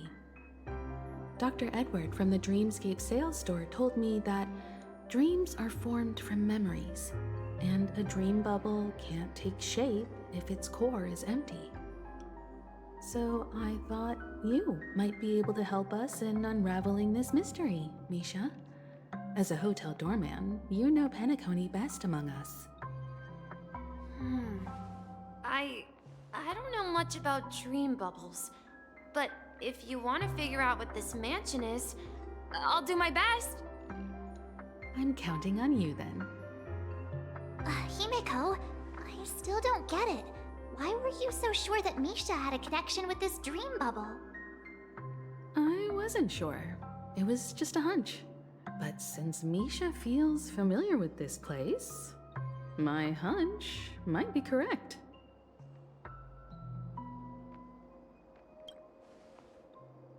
Exactly.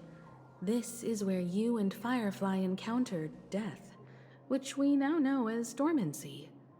Considering its connection to Dreamflux Reef, it's not surprising it appeared here. The question now is, who brought you here?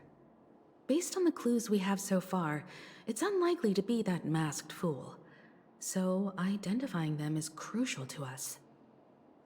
We're drawing closer to the truth once more. Let's give Misha some time, as I believe he'll unveil the secret of this dream bubble. All right, but there are doors all over the place. Which one should we choose? Do you have any idea, Misha? I guess... maybe this way?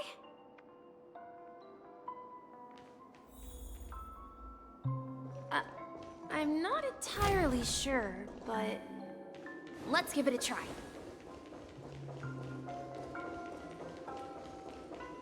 Wait, you managed to choose the right door on your... Weird. This place is quite different from the hotel. But I feel like I've been here before, and even lived here for a while. If I remember correctly, there should be a fireplace down that hallway. Clocky and I used to sit by the fire, listening to the crackling of firewood. And the room on the other side was the toy room. I loved spreading out all the toys from the box on the floor and making up stories for each of them. Hold on. This doesn't make sense. Didn't I grow up in Dreamflux Reef? So, what is this place? This could be a case of amnesia. Don't worry, Misha. It's common for everyone to forget certain aspects of the past. Those memories haven't vanished. They're just lying in the depths of your mind. We can surely get them back. Since this place seems familiar to you, why don't we explore a few more rooms and see if you can recall anything more? Yeah, then let's check out the rooms I just mentioned.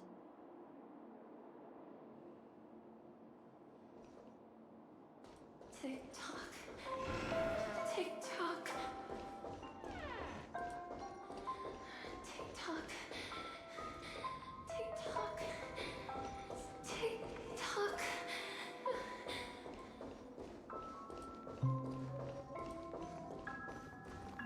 Mikhail, that's the name. Now we all know him as the Watchmaker.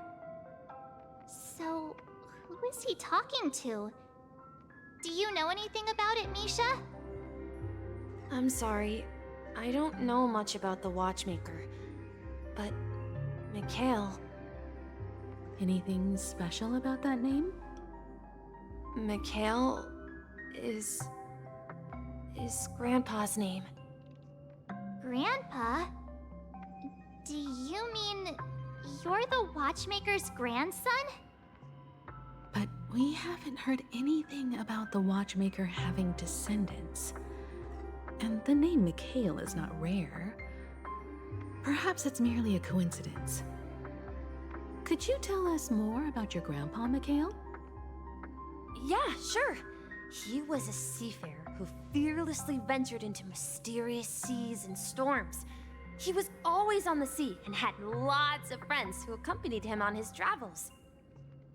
He didn't want me to call him Grandpa because that would make him sound old. He believed he was still young. The name Mikhail was given to him by his parents, Mihaly and Elise, both renowned seafarers. Every time he came back, he'd share his logbook with me and tell me about his adventures at sea. I want to become a great adventurer, just like him. It appears that the Seafarer has nothing to do with the Watchmaker. So, perhaps it's just a coincidence? So, where is your grandpa now? He went off on a new journey, and it's been quite a while since I last saw him. So, where has Clocky gone? Did he leave to protect Dreamville?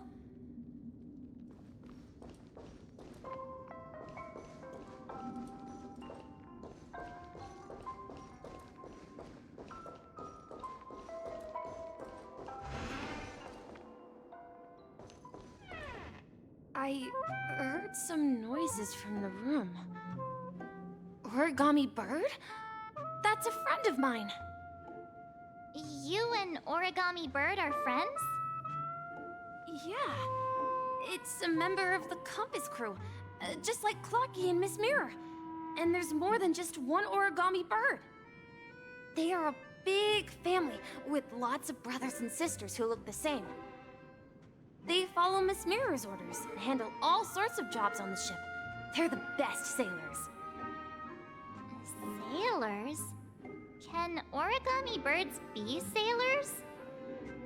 Could you tell us more about the compass, Misha? The Compass is a ship bound for the New World. Clocky and his partners travel through layers of fog to the depths of the sea. Whenever there is danger, Clocky will use a compass and guide the ship in the right direction. That's a great story.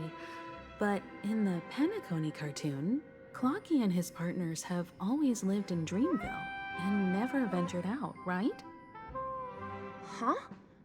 Oh, that does seem to be the case.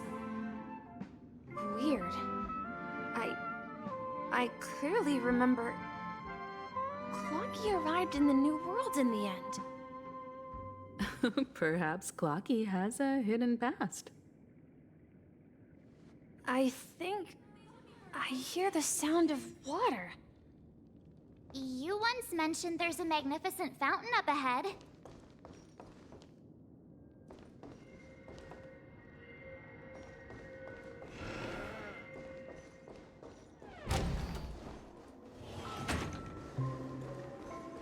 Look, there it is! The water resembles a precious jewel, embedded in the dreams of all seafarers. Every time I gaze at the shimmering lights beneath the waves, it feels as though I'm back in this place, standing by your side. Have you recalled anything, Misha? Yeah, I saw these sentences in Grandpa's logbook. He used to say that despite the perils of the sea, whenever he stood on the deck in the afternoon, overlooking the sparkling waves, he would think of this fountain in front of his house.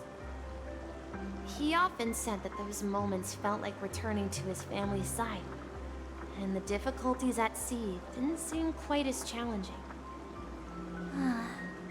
You know, I quite understand such sentiments.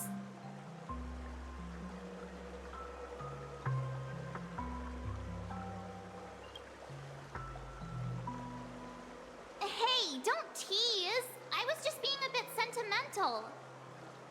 Perhaps every adventurer far from home carries a fountain within their soul.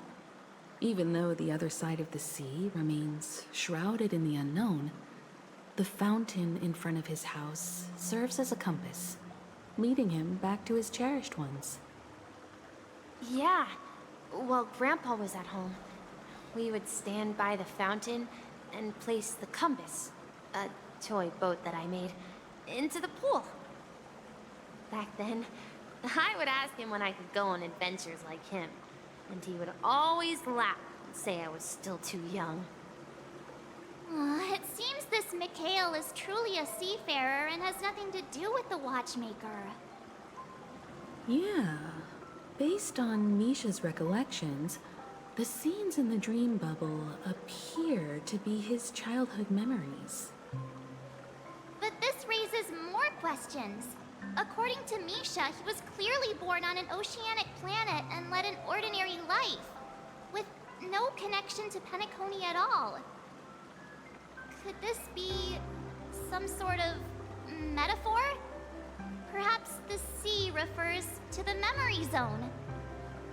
I'm sorry. I don't know, but my memories keep pouring out uncontrollably, like water flowing from a fountain. Perhaps I'll remember more things if we go further. I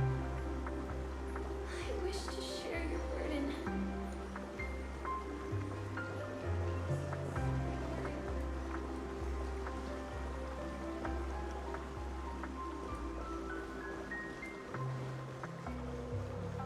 We're going to the opposite side, right? No, we should turn left here.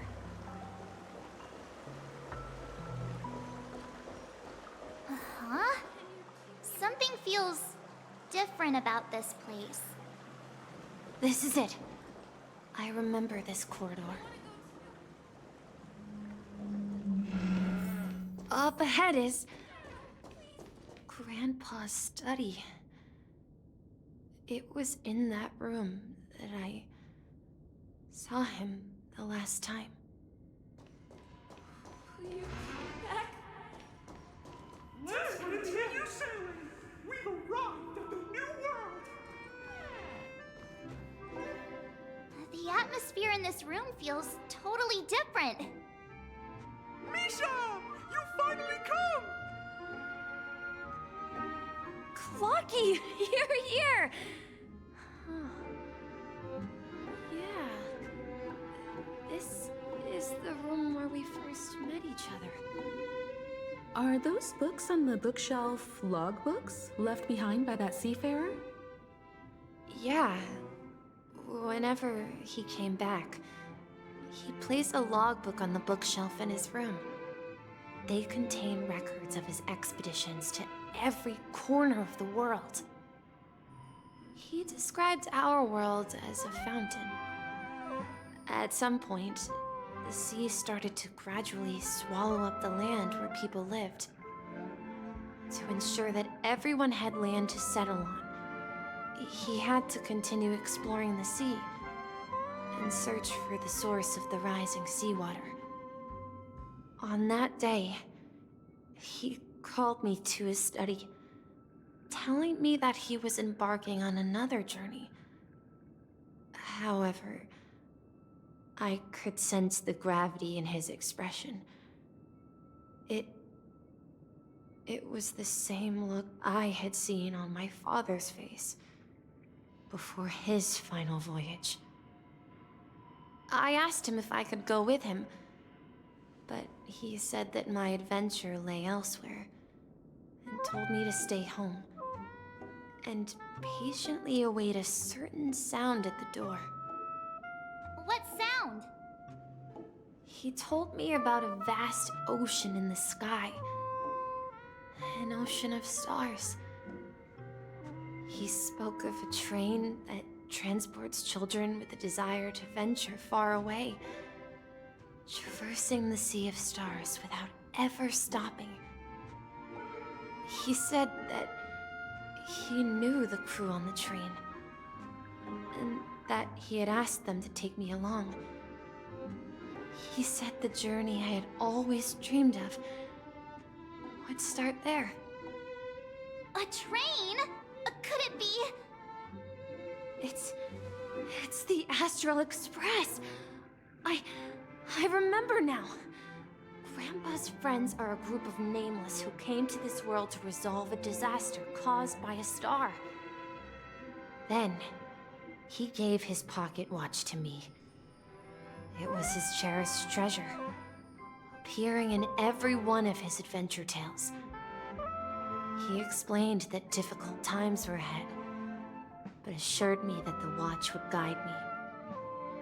He said, as long as I kept moving forward, I'd eventually reach my desired destination.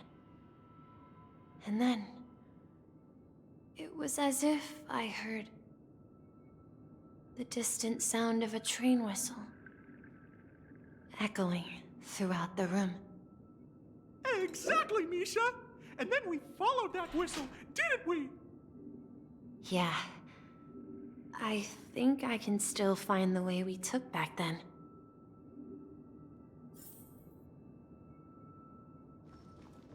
This is the dream jigsaw, right? So we're supposed to find the exit. But where can we find the last piece? Do you remember? You said you obtained a mysterious shard when you stumbled into this place. Hey, the shape seems to match. So this shard is also connected to Misha? Looks like we're just one step from revealing the truth. Let's get to the other side and investigate.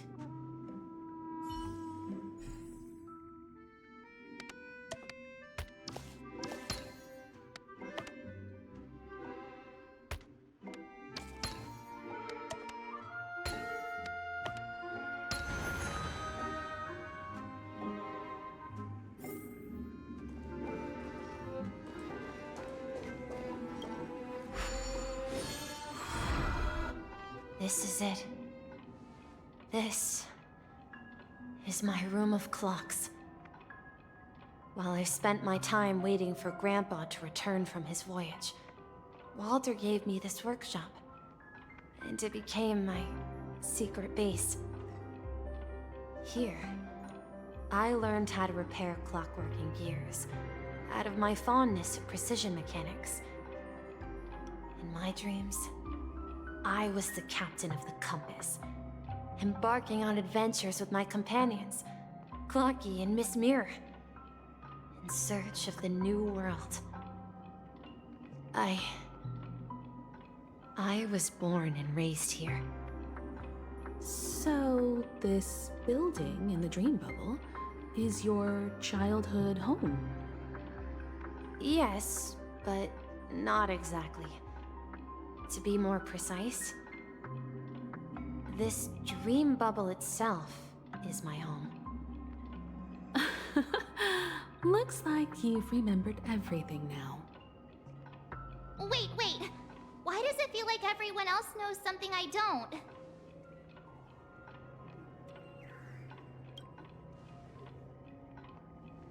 Marge, do you remember when she mentioned the clocky that only she could see? Yeah, the little guy here, right? But we all saw him in Dreamflux Reef, right?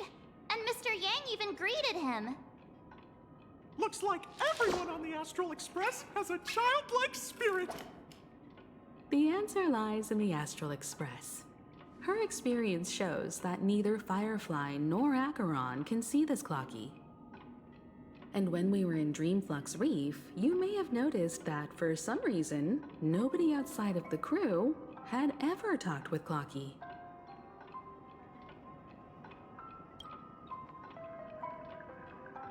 A mimetic life that can only be seen by a select few?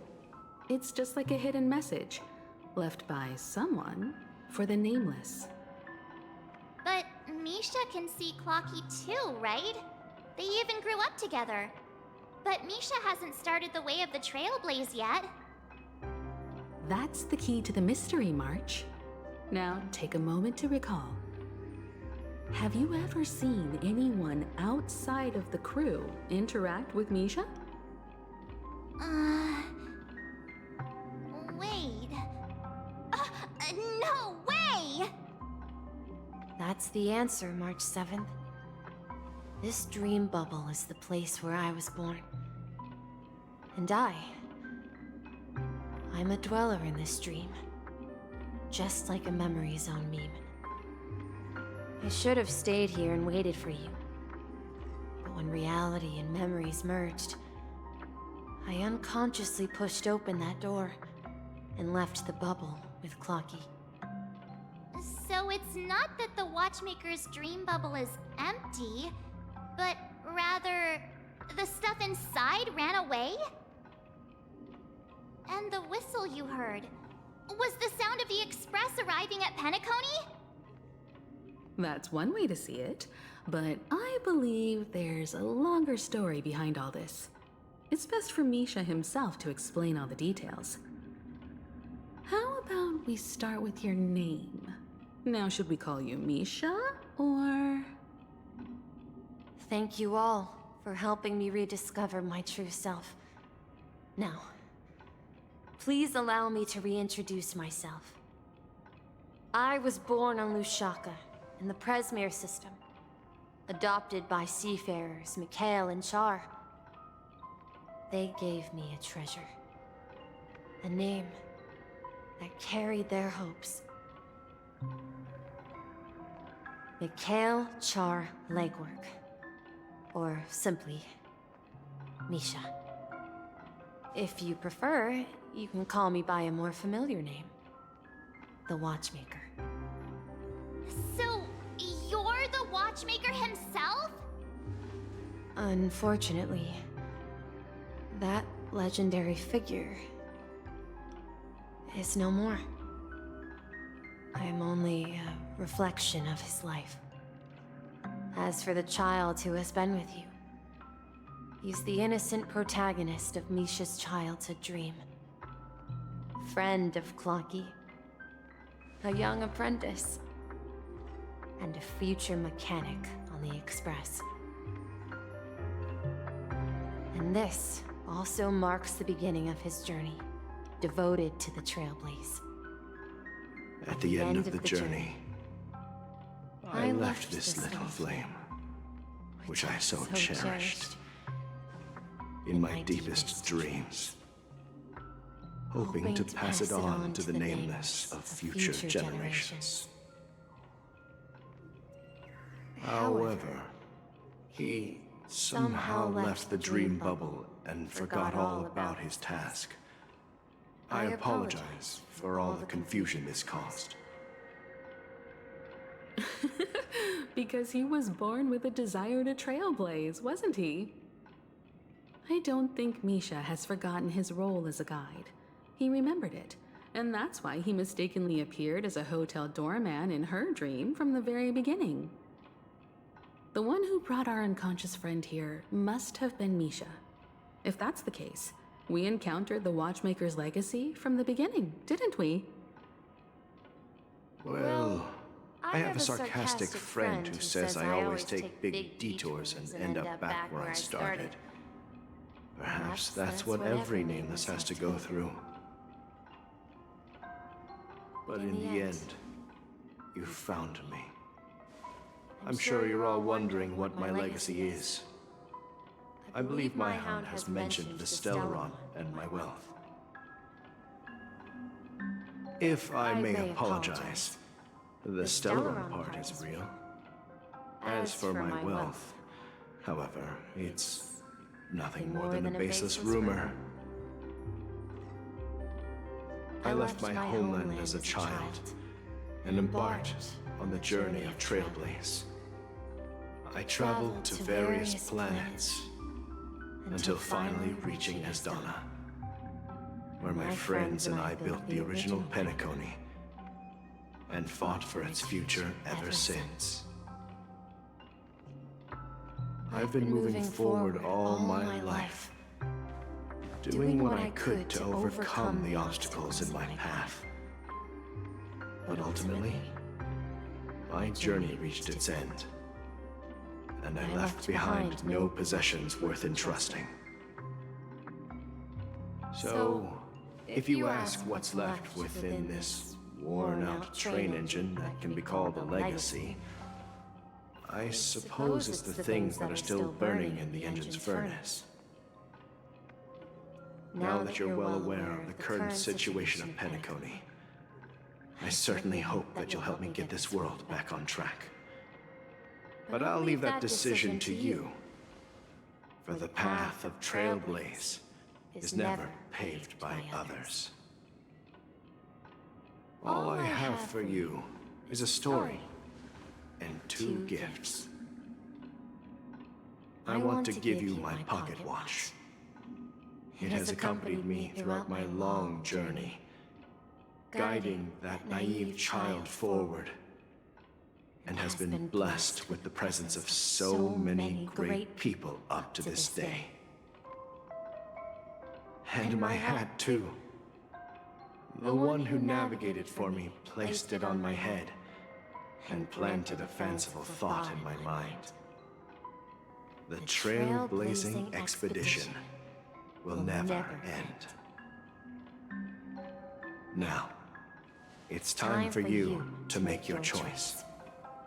Once you've made up your mind, open that door and enter the long dream of an old man.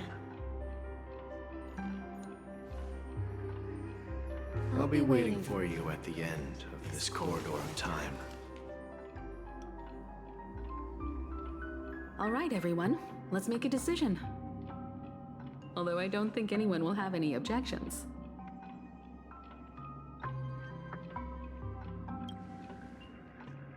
Of course. We've come this far. Surely there's no other option than moving forward. In that case, it's unanimous. Then let's proceed together to the end of this dream and tell Mikhail our decision.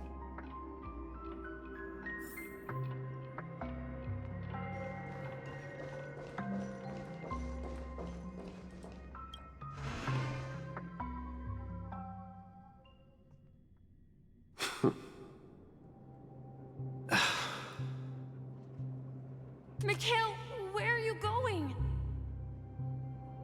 Someone has to step up and save Lushaka. So why can't it be me, Misha? Please don't go. And if you must, please take me with you. Don't leave me alone. Even without me, you know how to proceed forward, brave Captain Misha. The compass is waiting for you. Haven't you always wanted to be a better adventurer than me? Now go, board that train and start your journey. Where are you going, Mikhail? I'm going to clean the floor in the parlor car. I've promised the conductor. Wait, first tell me, did you fix this watch?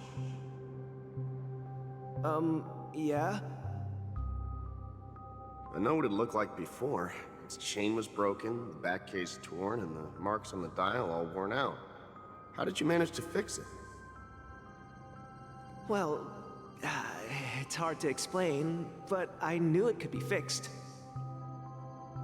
It's the hands, Mr. Amundsen.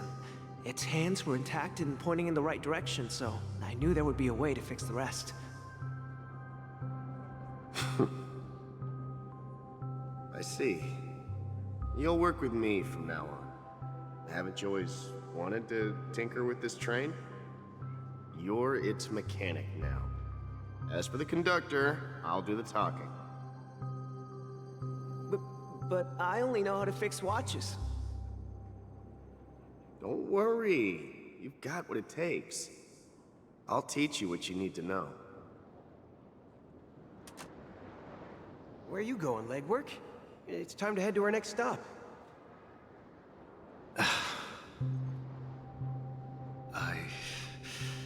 I'm staying in Astana with Rosalina and Tiernan. I see. This place reminds you of home. The people of Astana have only achieved a tiny victory, and still have a long way to go towards true freedom. Hanunu needs us. Don't worry, not all journeys lead to the stars. Even if I leave the Express, our path of Trailblaze will continue. Yeah. I knew you wouldn't stay on the Express forever. Leave in peace, my friend. And, take this with you. This is Mr. Amundson's hat. But why? When he departed, he said he would leave it to his best student. Well, I suppose the time has come. Farewell, Legwork. Take care of Tiernan and Rosalina. And don't forget to write to us.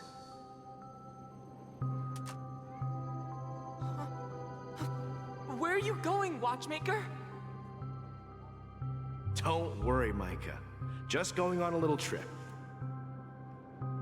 Someone has to be at the forefront of the interstellar frontier, and I'm the only former Nameless in Penacony. So why can't it be me? Because you're all we have! Have you forgotten about Tiernan? The cosmos is way more dangerous now. What will happen to Penacony if we lose you too? But what will happen to Penacony if we don't find a way out? Ah, Tiernan. How could I ever forget him? I've spent countless sleepless nights asking myself why I didn't go with him back then. We Nameless won't stop. Don't worry, Micah. It's just a matter of getting back to my old profession. Just wait for me to come back. But if, and it's a big if I don't come back in one piece, then you'll become the next Watchmaker. Where are you going, old man? Oh, you're here. Answer my question. What are you up to? Relax, Gallagher. I just came up with a great idea. Wanna hear it? Oh, come on. Aren't all your ideas just ways to get yourself killed? I may be blunt here, but you're the last remaining hero in Penacony. If you die too, the secret of the Stellaron will go to the grave with you. Yes, I'm afraid there's no way out in Penacony, so I'll have to consider alternatives beyond Astana. We'll organize a festival using the Watchmaker's legacy as a facade, and send invitations to the entire cosmos to gather people here. So, a desperate struggle against the family? Desperate? Don't we have you here, my friend? This task is challenging, but what hasn't been challenging for us along the way? Well, whatever you do, remember, make sure to send an invitation to the Astral Express. Misha! Where are you going? Oh, it's you, Clocky. Take me to Dreamflux Reef. Last night, I had a long dream about the day we met. I want to write down that dream. Write it down? Why? Oh, so I won't forget it. Do you remember how you got your name, Clocky? Of course. You told me that when you were a kid, you lived in a room full of clocks. Those wall clocks and pocket watches grew up with you and were your best friends. Yes, but what I didn't mention was there's a funny misunderstanding behind it. I was a kid, and there was always a special pocket watch in my memories. It was with my grandpa, guiding him on his sea voyages and leading the way in his every adventure story. I wanted to have a pocket watch like that too. And that's when you appeared in my dreams. Yeah. Every night, we boarded the compass and set sail together. But you know what? It wasn't until the day my grandpa gave it to me that I realized it wasn't a pocket watch at all. It was a compass. So, your name should have been Compassy. And the watchmaker is just a nameless.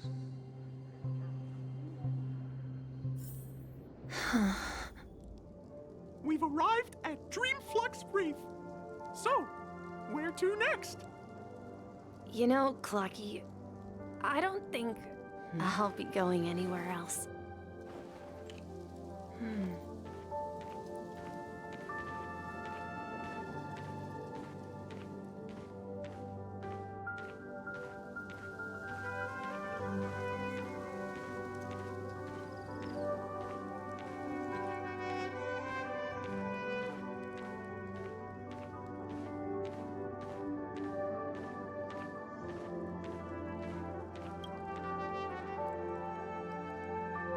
I've traveled far enough, and it's time for a little break.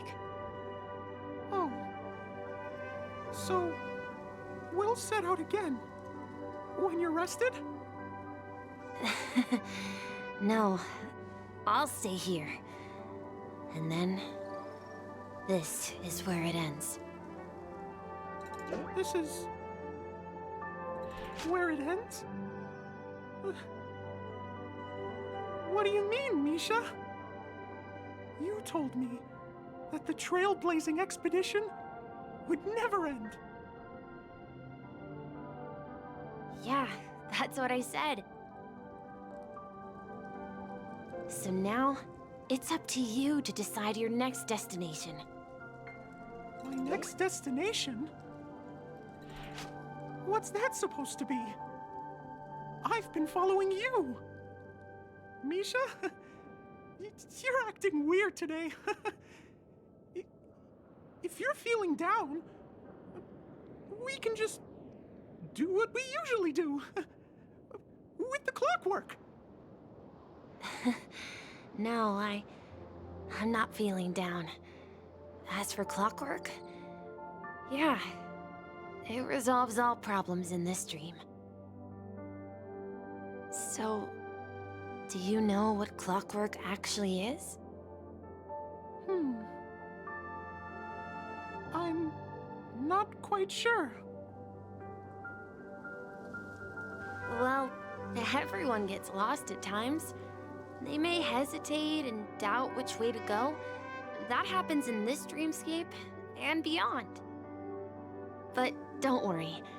Everyone goes through moments of uncertainty and hesitation. Eventually, they gather the courage to make bold decisions. Whether it's calming, joyful, angry, or sad, all they need is a little nudge to take that step toward where they truly belong. I'm leaving that little nudge with you, and I hope you'll share it with others. Such is the essence of clockwork, the will of the Trailblaze. Clocky's hands spin around non-stop, indicating confusion, frustration, and weakness. But ultimately, people still need to move forward. Just like your hands, always pointing ahead. This is where my journey ends. From now on, it is your path to walk. Trailblazing means taking paths your predecessors forswore and venturing even further. The Penacony in Mikhail's dreams does not belong to order.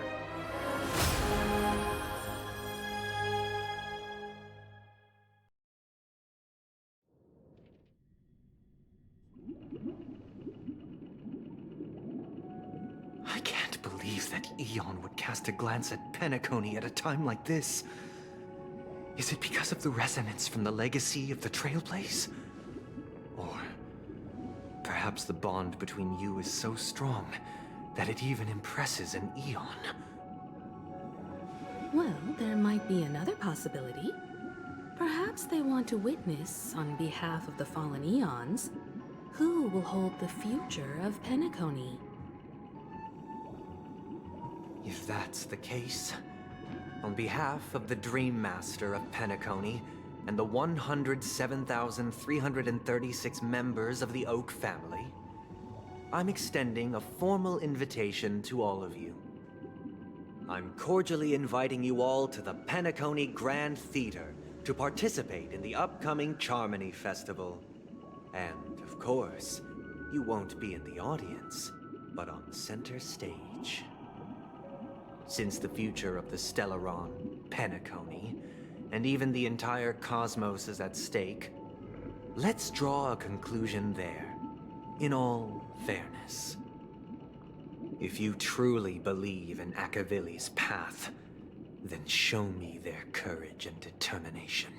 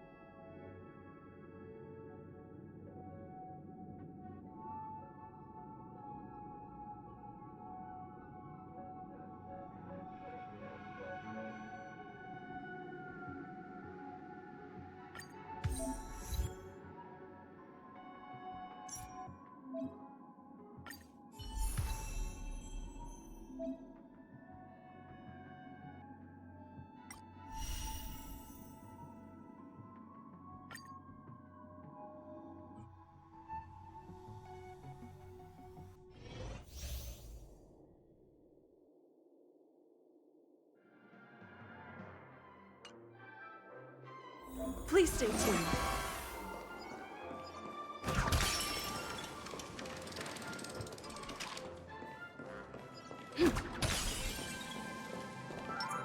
We need a strategy.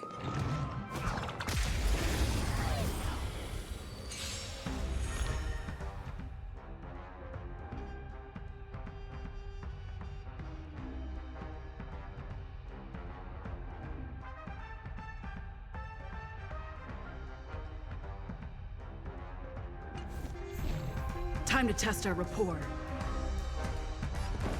Let's improvise.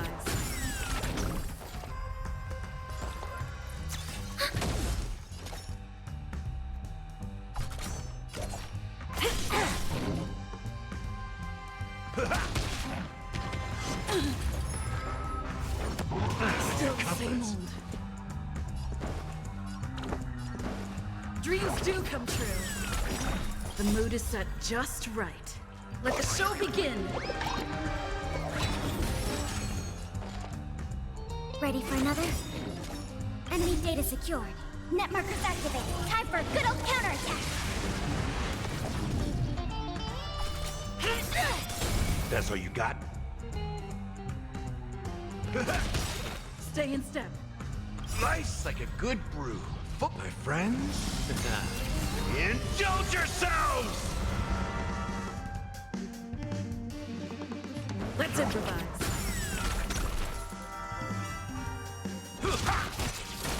Enemy targets detected.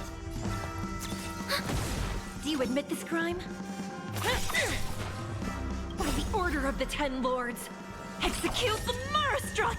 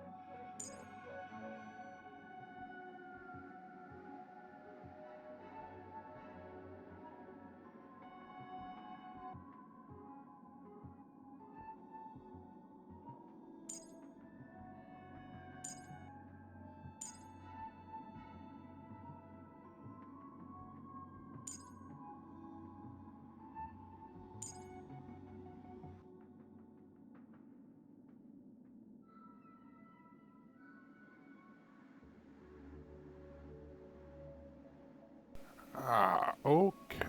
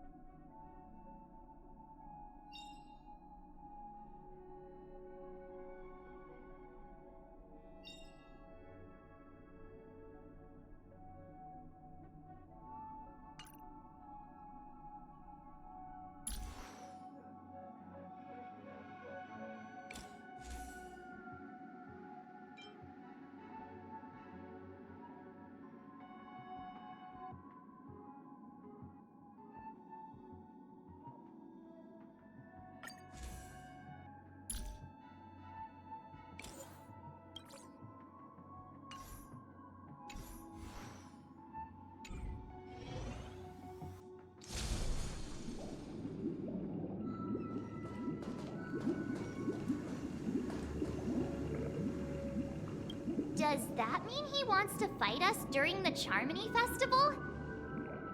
I'm afraid so. This is weird. Aren't Arc villains usually plotting some dirty conspiracy in the end? But he actually said something like, "In all fairness." Could it be that he's underestimating us? Well, in my opinion, Sunday is deeply committed to his own philosophy and genuinely wants to prove that the Order is right. I sensed a strong conviction and a desire for dominance in him. Maybe he won't accept the outcome unless he wins fair and square. That's why he'll give it his all in the upcoming battle.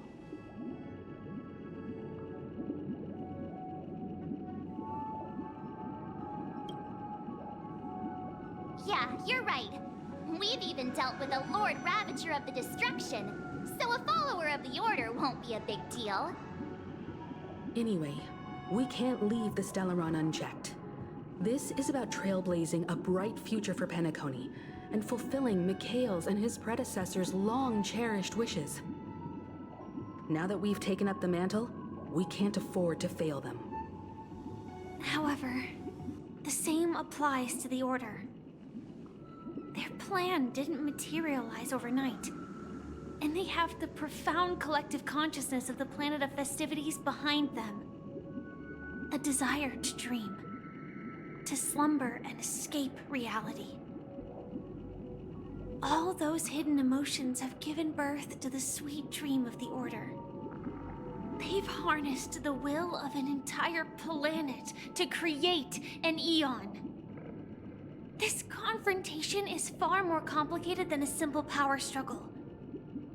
To secure Penacony's future, fighting on the stage alone is not enough. What do you mean? Are you not coming with us? I believe Firefly is trying to say that she's heading off to another battle. Mm-hmm. Before I left, the Destiny Slave told me that this journey would bring unforgettable rewards. Even though the script he gave me only had a few lines, I couldn't ignore them. Because one of the lines said, "I'll experience death 3 times in the land of the dreams." 3 times? This can't be serious, right? The first time was a painful death when I was stabbed by the Blade of Dormancy, which led to all subsequent events. The script will always come true, but in a way that will only be revealed when that page is turned. So now I've understood the meaning of my second death. And I am prepared to face it. If all goes well, my efforts will provide crucial support for you. Only by achieving victory in this battle can we secure a future for Penacony. And only then, my third and final death won't come true in the most terrible form. The most terrible form? Does that mean... The true death, where everyone in Penacony loses themselves completely in the eternal sweet dream of the Order. We must do everything we can to prevent that. Have you made up your mind, Firefly? Yes. Otherwise, I wouldn't be here. Thank you again for your assistance for the Astral Express. May we meet again, in reality. Yeah. Farewell, everyone. May your trailblazing expedition never end.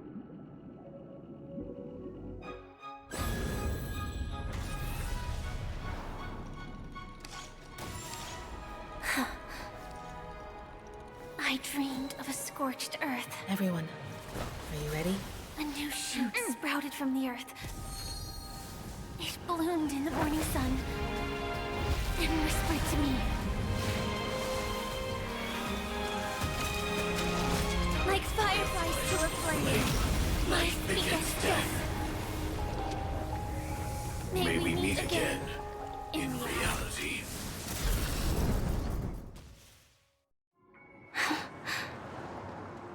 After today, Japella's name will disappear from cosmic history, and the Everflame Mansion will take its place. In the not-too-distant future, you'll receive an invitation. That's your next stop. Land of the dreams. Penacony.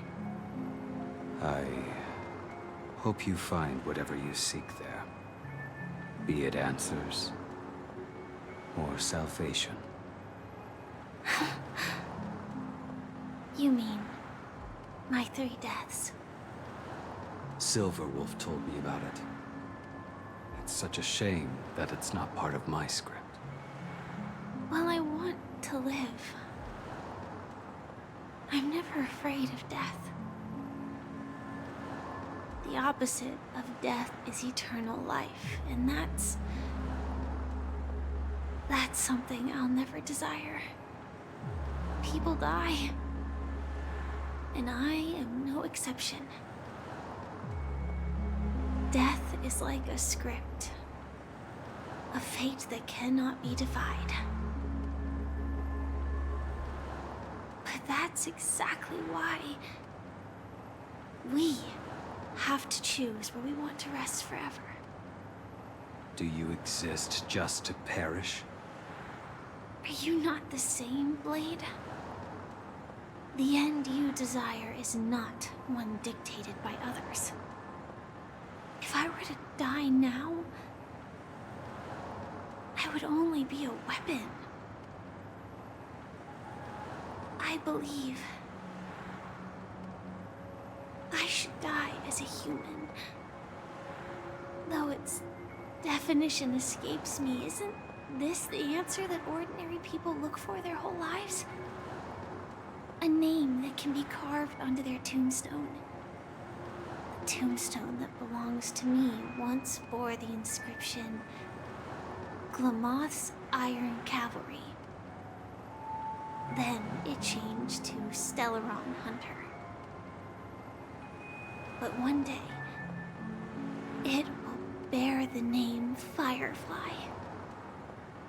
And all the brilliance she showed at the end of her life.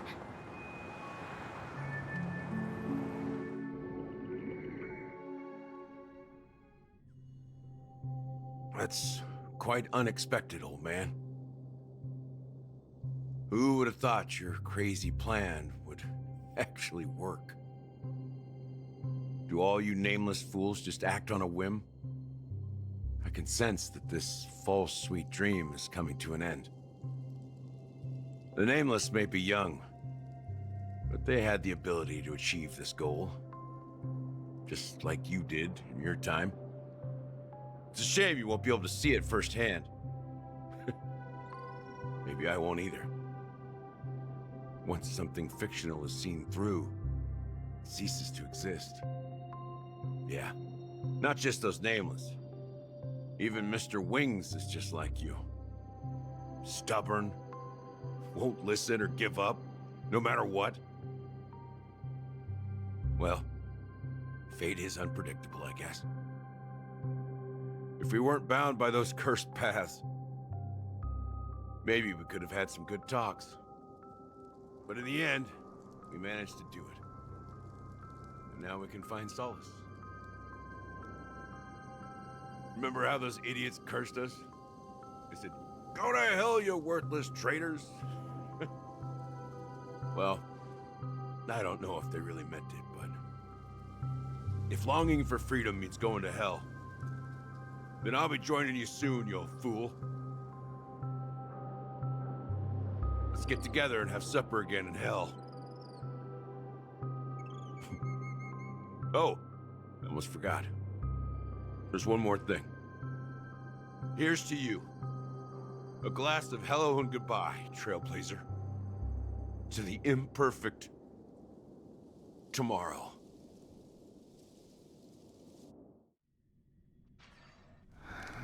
It's warm here, isn't it? You're lucky to have found shelter from the rain. Let alone fresh berries in this desolate place. I was just following the scent of life. It's particularly strong in a place like this. It's a shame these berries don't have much flavor. Seriously? In case you didn't know, this fruit is pretty juicy. The only downside is that when you chew it, it becomes extremely spicy.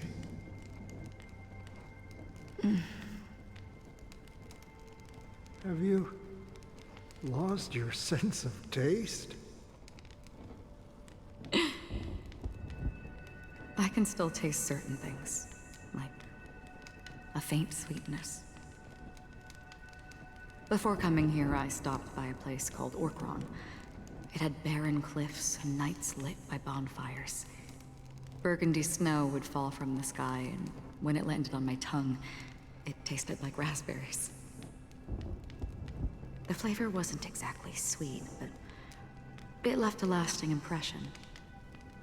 When I think back on my past, I realize that what's tying everything together isn't the big events, but rather these small yet unforgettable moments. Don't worry about it.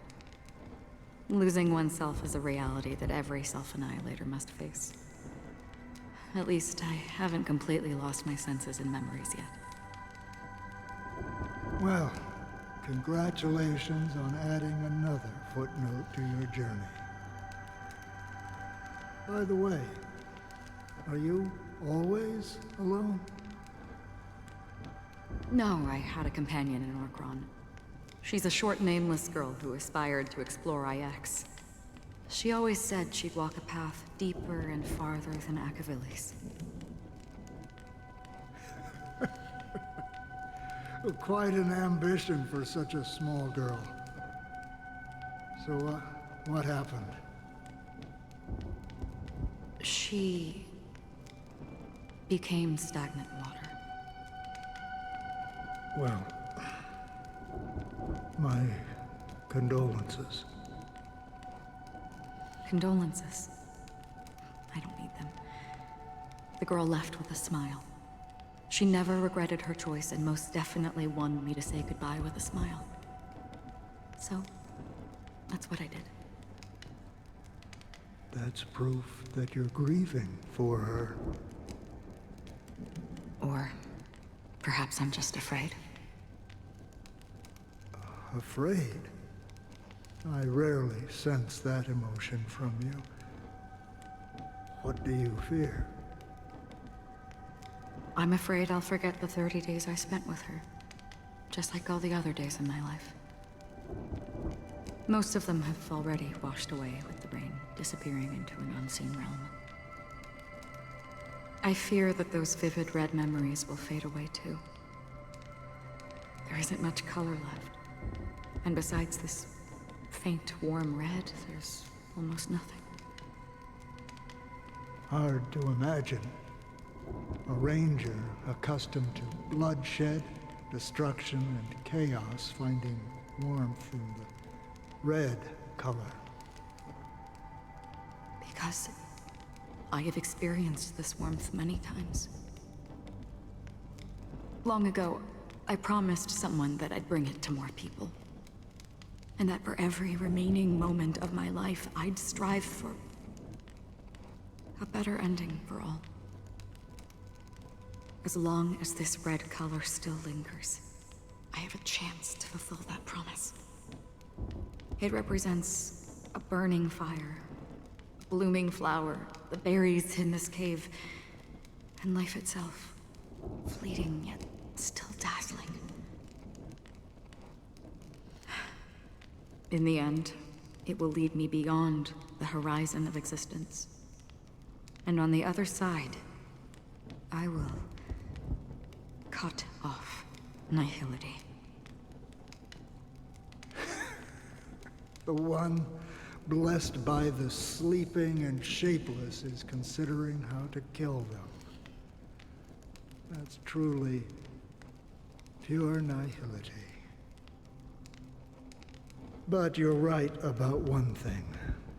After spending so much time near this stagnant water, only when I look at this vibrant red fire do I realize that I'm still alive. When will this rain ever stop? Perhaps when the sorrows of the departed have finally quieted down, the sky will clear up.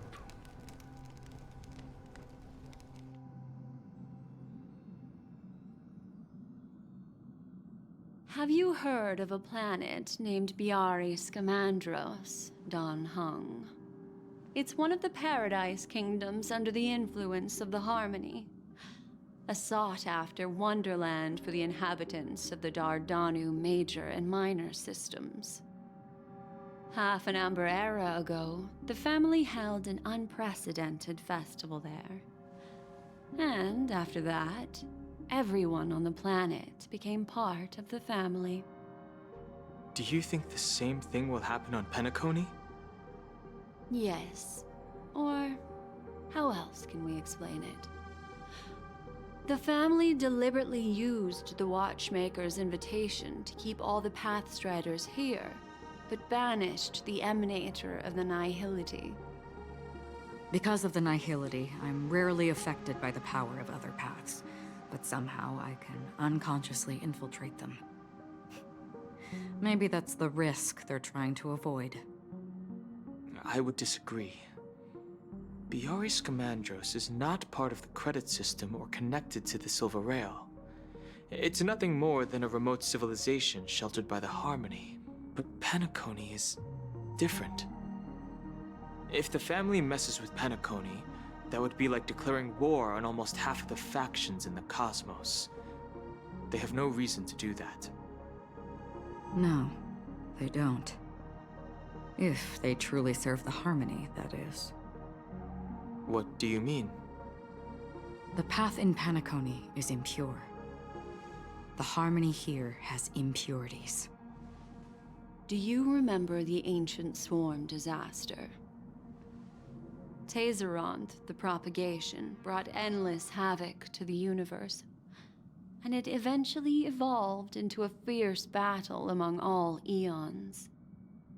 2 paths lost their eons in that war, the propagation and the order. Coincidentally, their downfall is related to a certain eon. Xipe, the Harmony. Legend has it that they participated in the crusade against the Imperator Insectorum, and devoured Anna the Order for unknown reasons. Holy forgaroni. So you're saying that the 2 leaderless paths are working behind the scenes? But I don't see any descendants of the propagation in Penacony. Could it be that the remnants of Beyond the Sky Choir are hiding within the family, trying to resurrect a fallen eon? I can't say for sure, but they're definitely planning something for the Charmony Festival. This is getting way too complicated. Is this why you want us to leave Astana right away? Are you giving up? The Charmony Festival will start soon. There's one thing that I need to confirm no matter what. A warp jump is the best way to do so. Time is running out. I have another plan.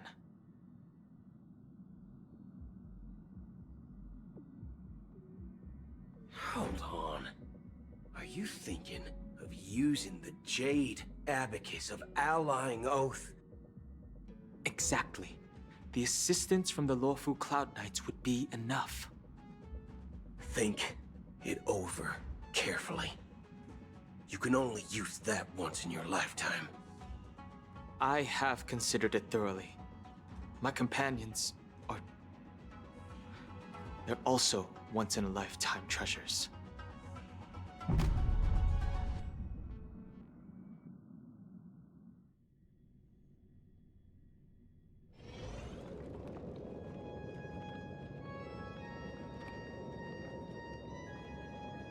Are you the only one here, my child? The Nameless is quite the diplomat. Our secrets have spread like wildfire within the family. And IPC starships are gathering towards Astana. This is a crucial moment for us.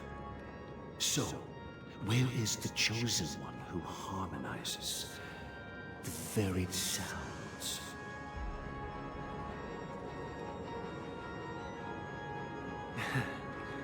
What do you mean, Master?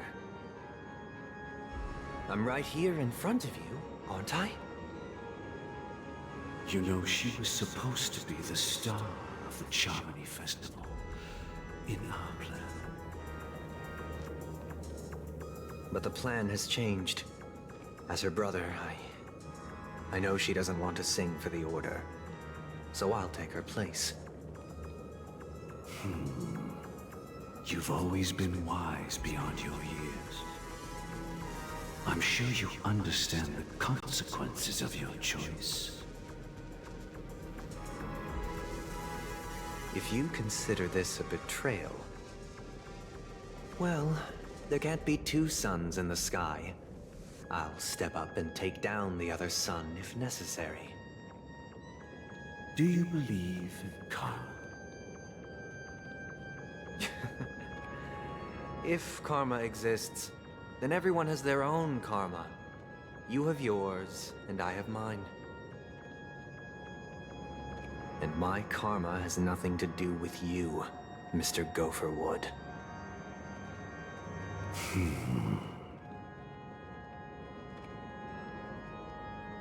All right. Since you're willing to sacrifice yourself for her, I'll grant your wish. Well, the compromise came sooner than expected. Why? You and your sister were born as twins of the Order. And one of you is destined to follow this path to the end.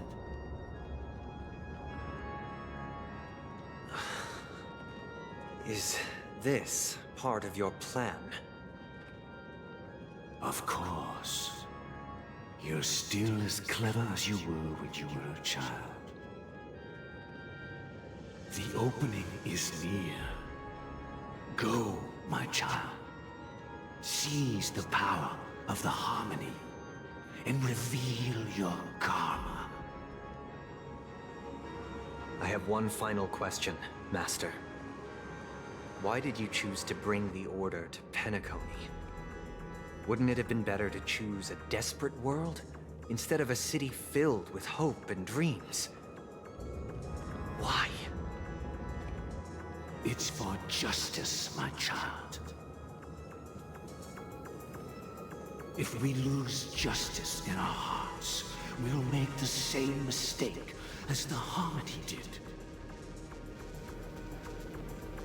So, it's not you who manipulates the dreamscape with the Stellaron, but... Well, that's where our conversation ends. Go ahead. The 107,336 souls of the Oak family have dreamed of this moment too many times.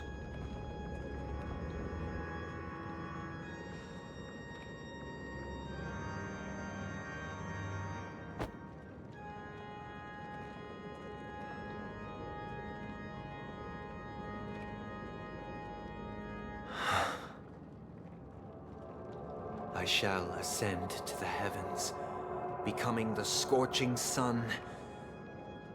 Bathed in my light, my people shall flourish, while all evil shall be eradicated.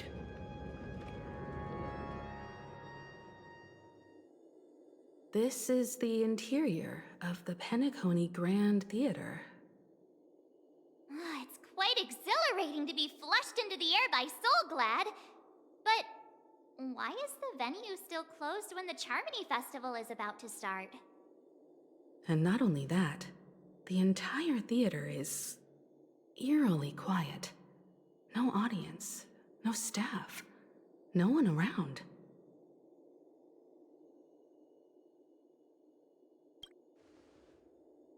Even if we're late, a grand theater like this shouldn't be completely empty. Let's explore around. Be careful, everyone.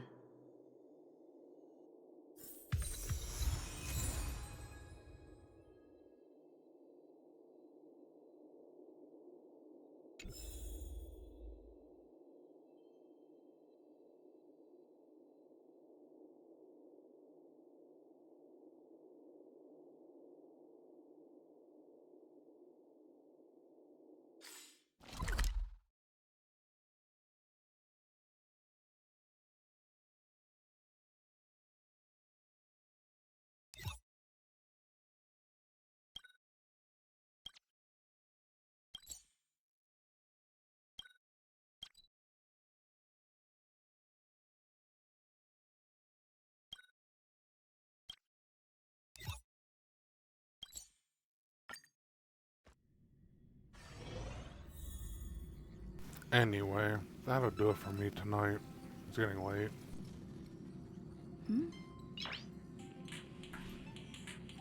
Nice. thank you all for stopping by, and I'll see you guys in the next one. Have a good night.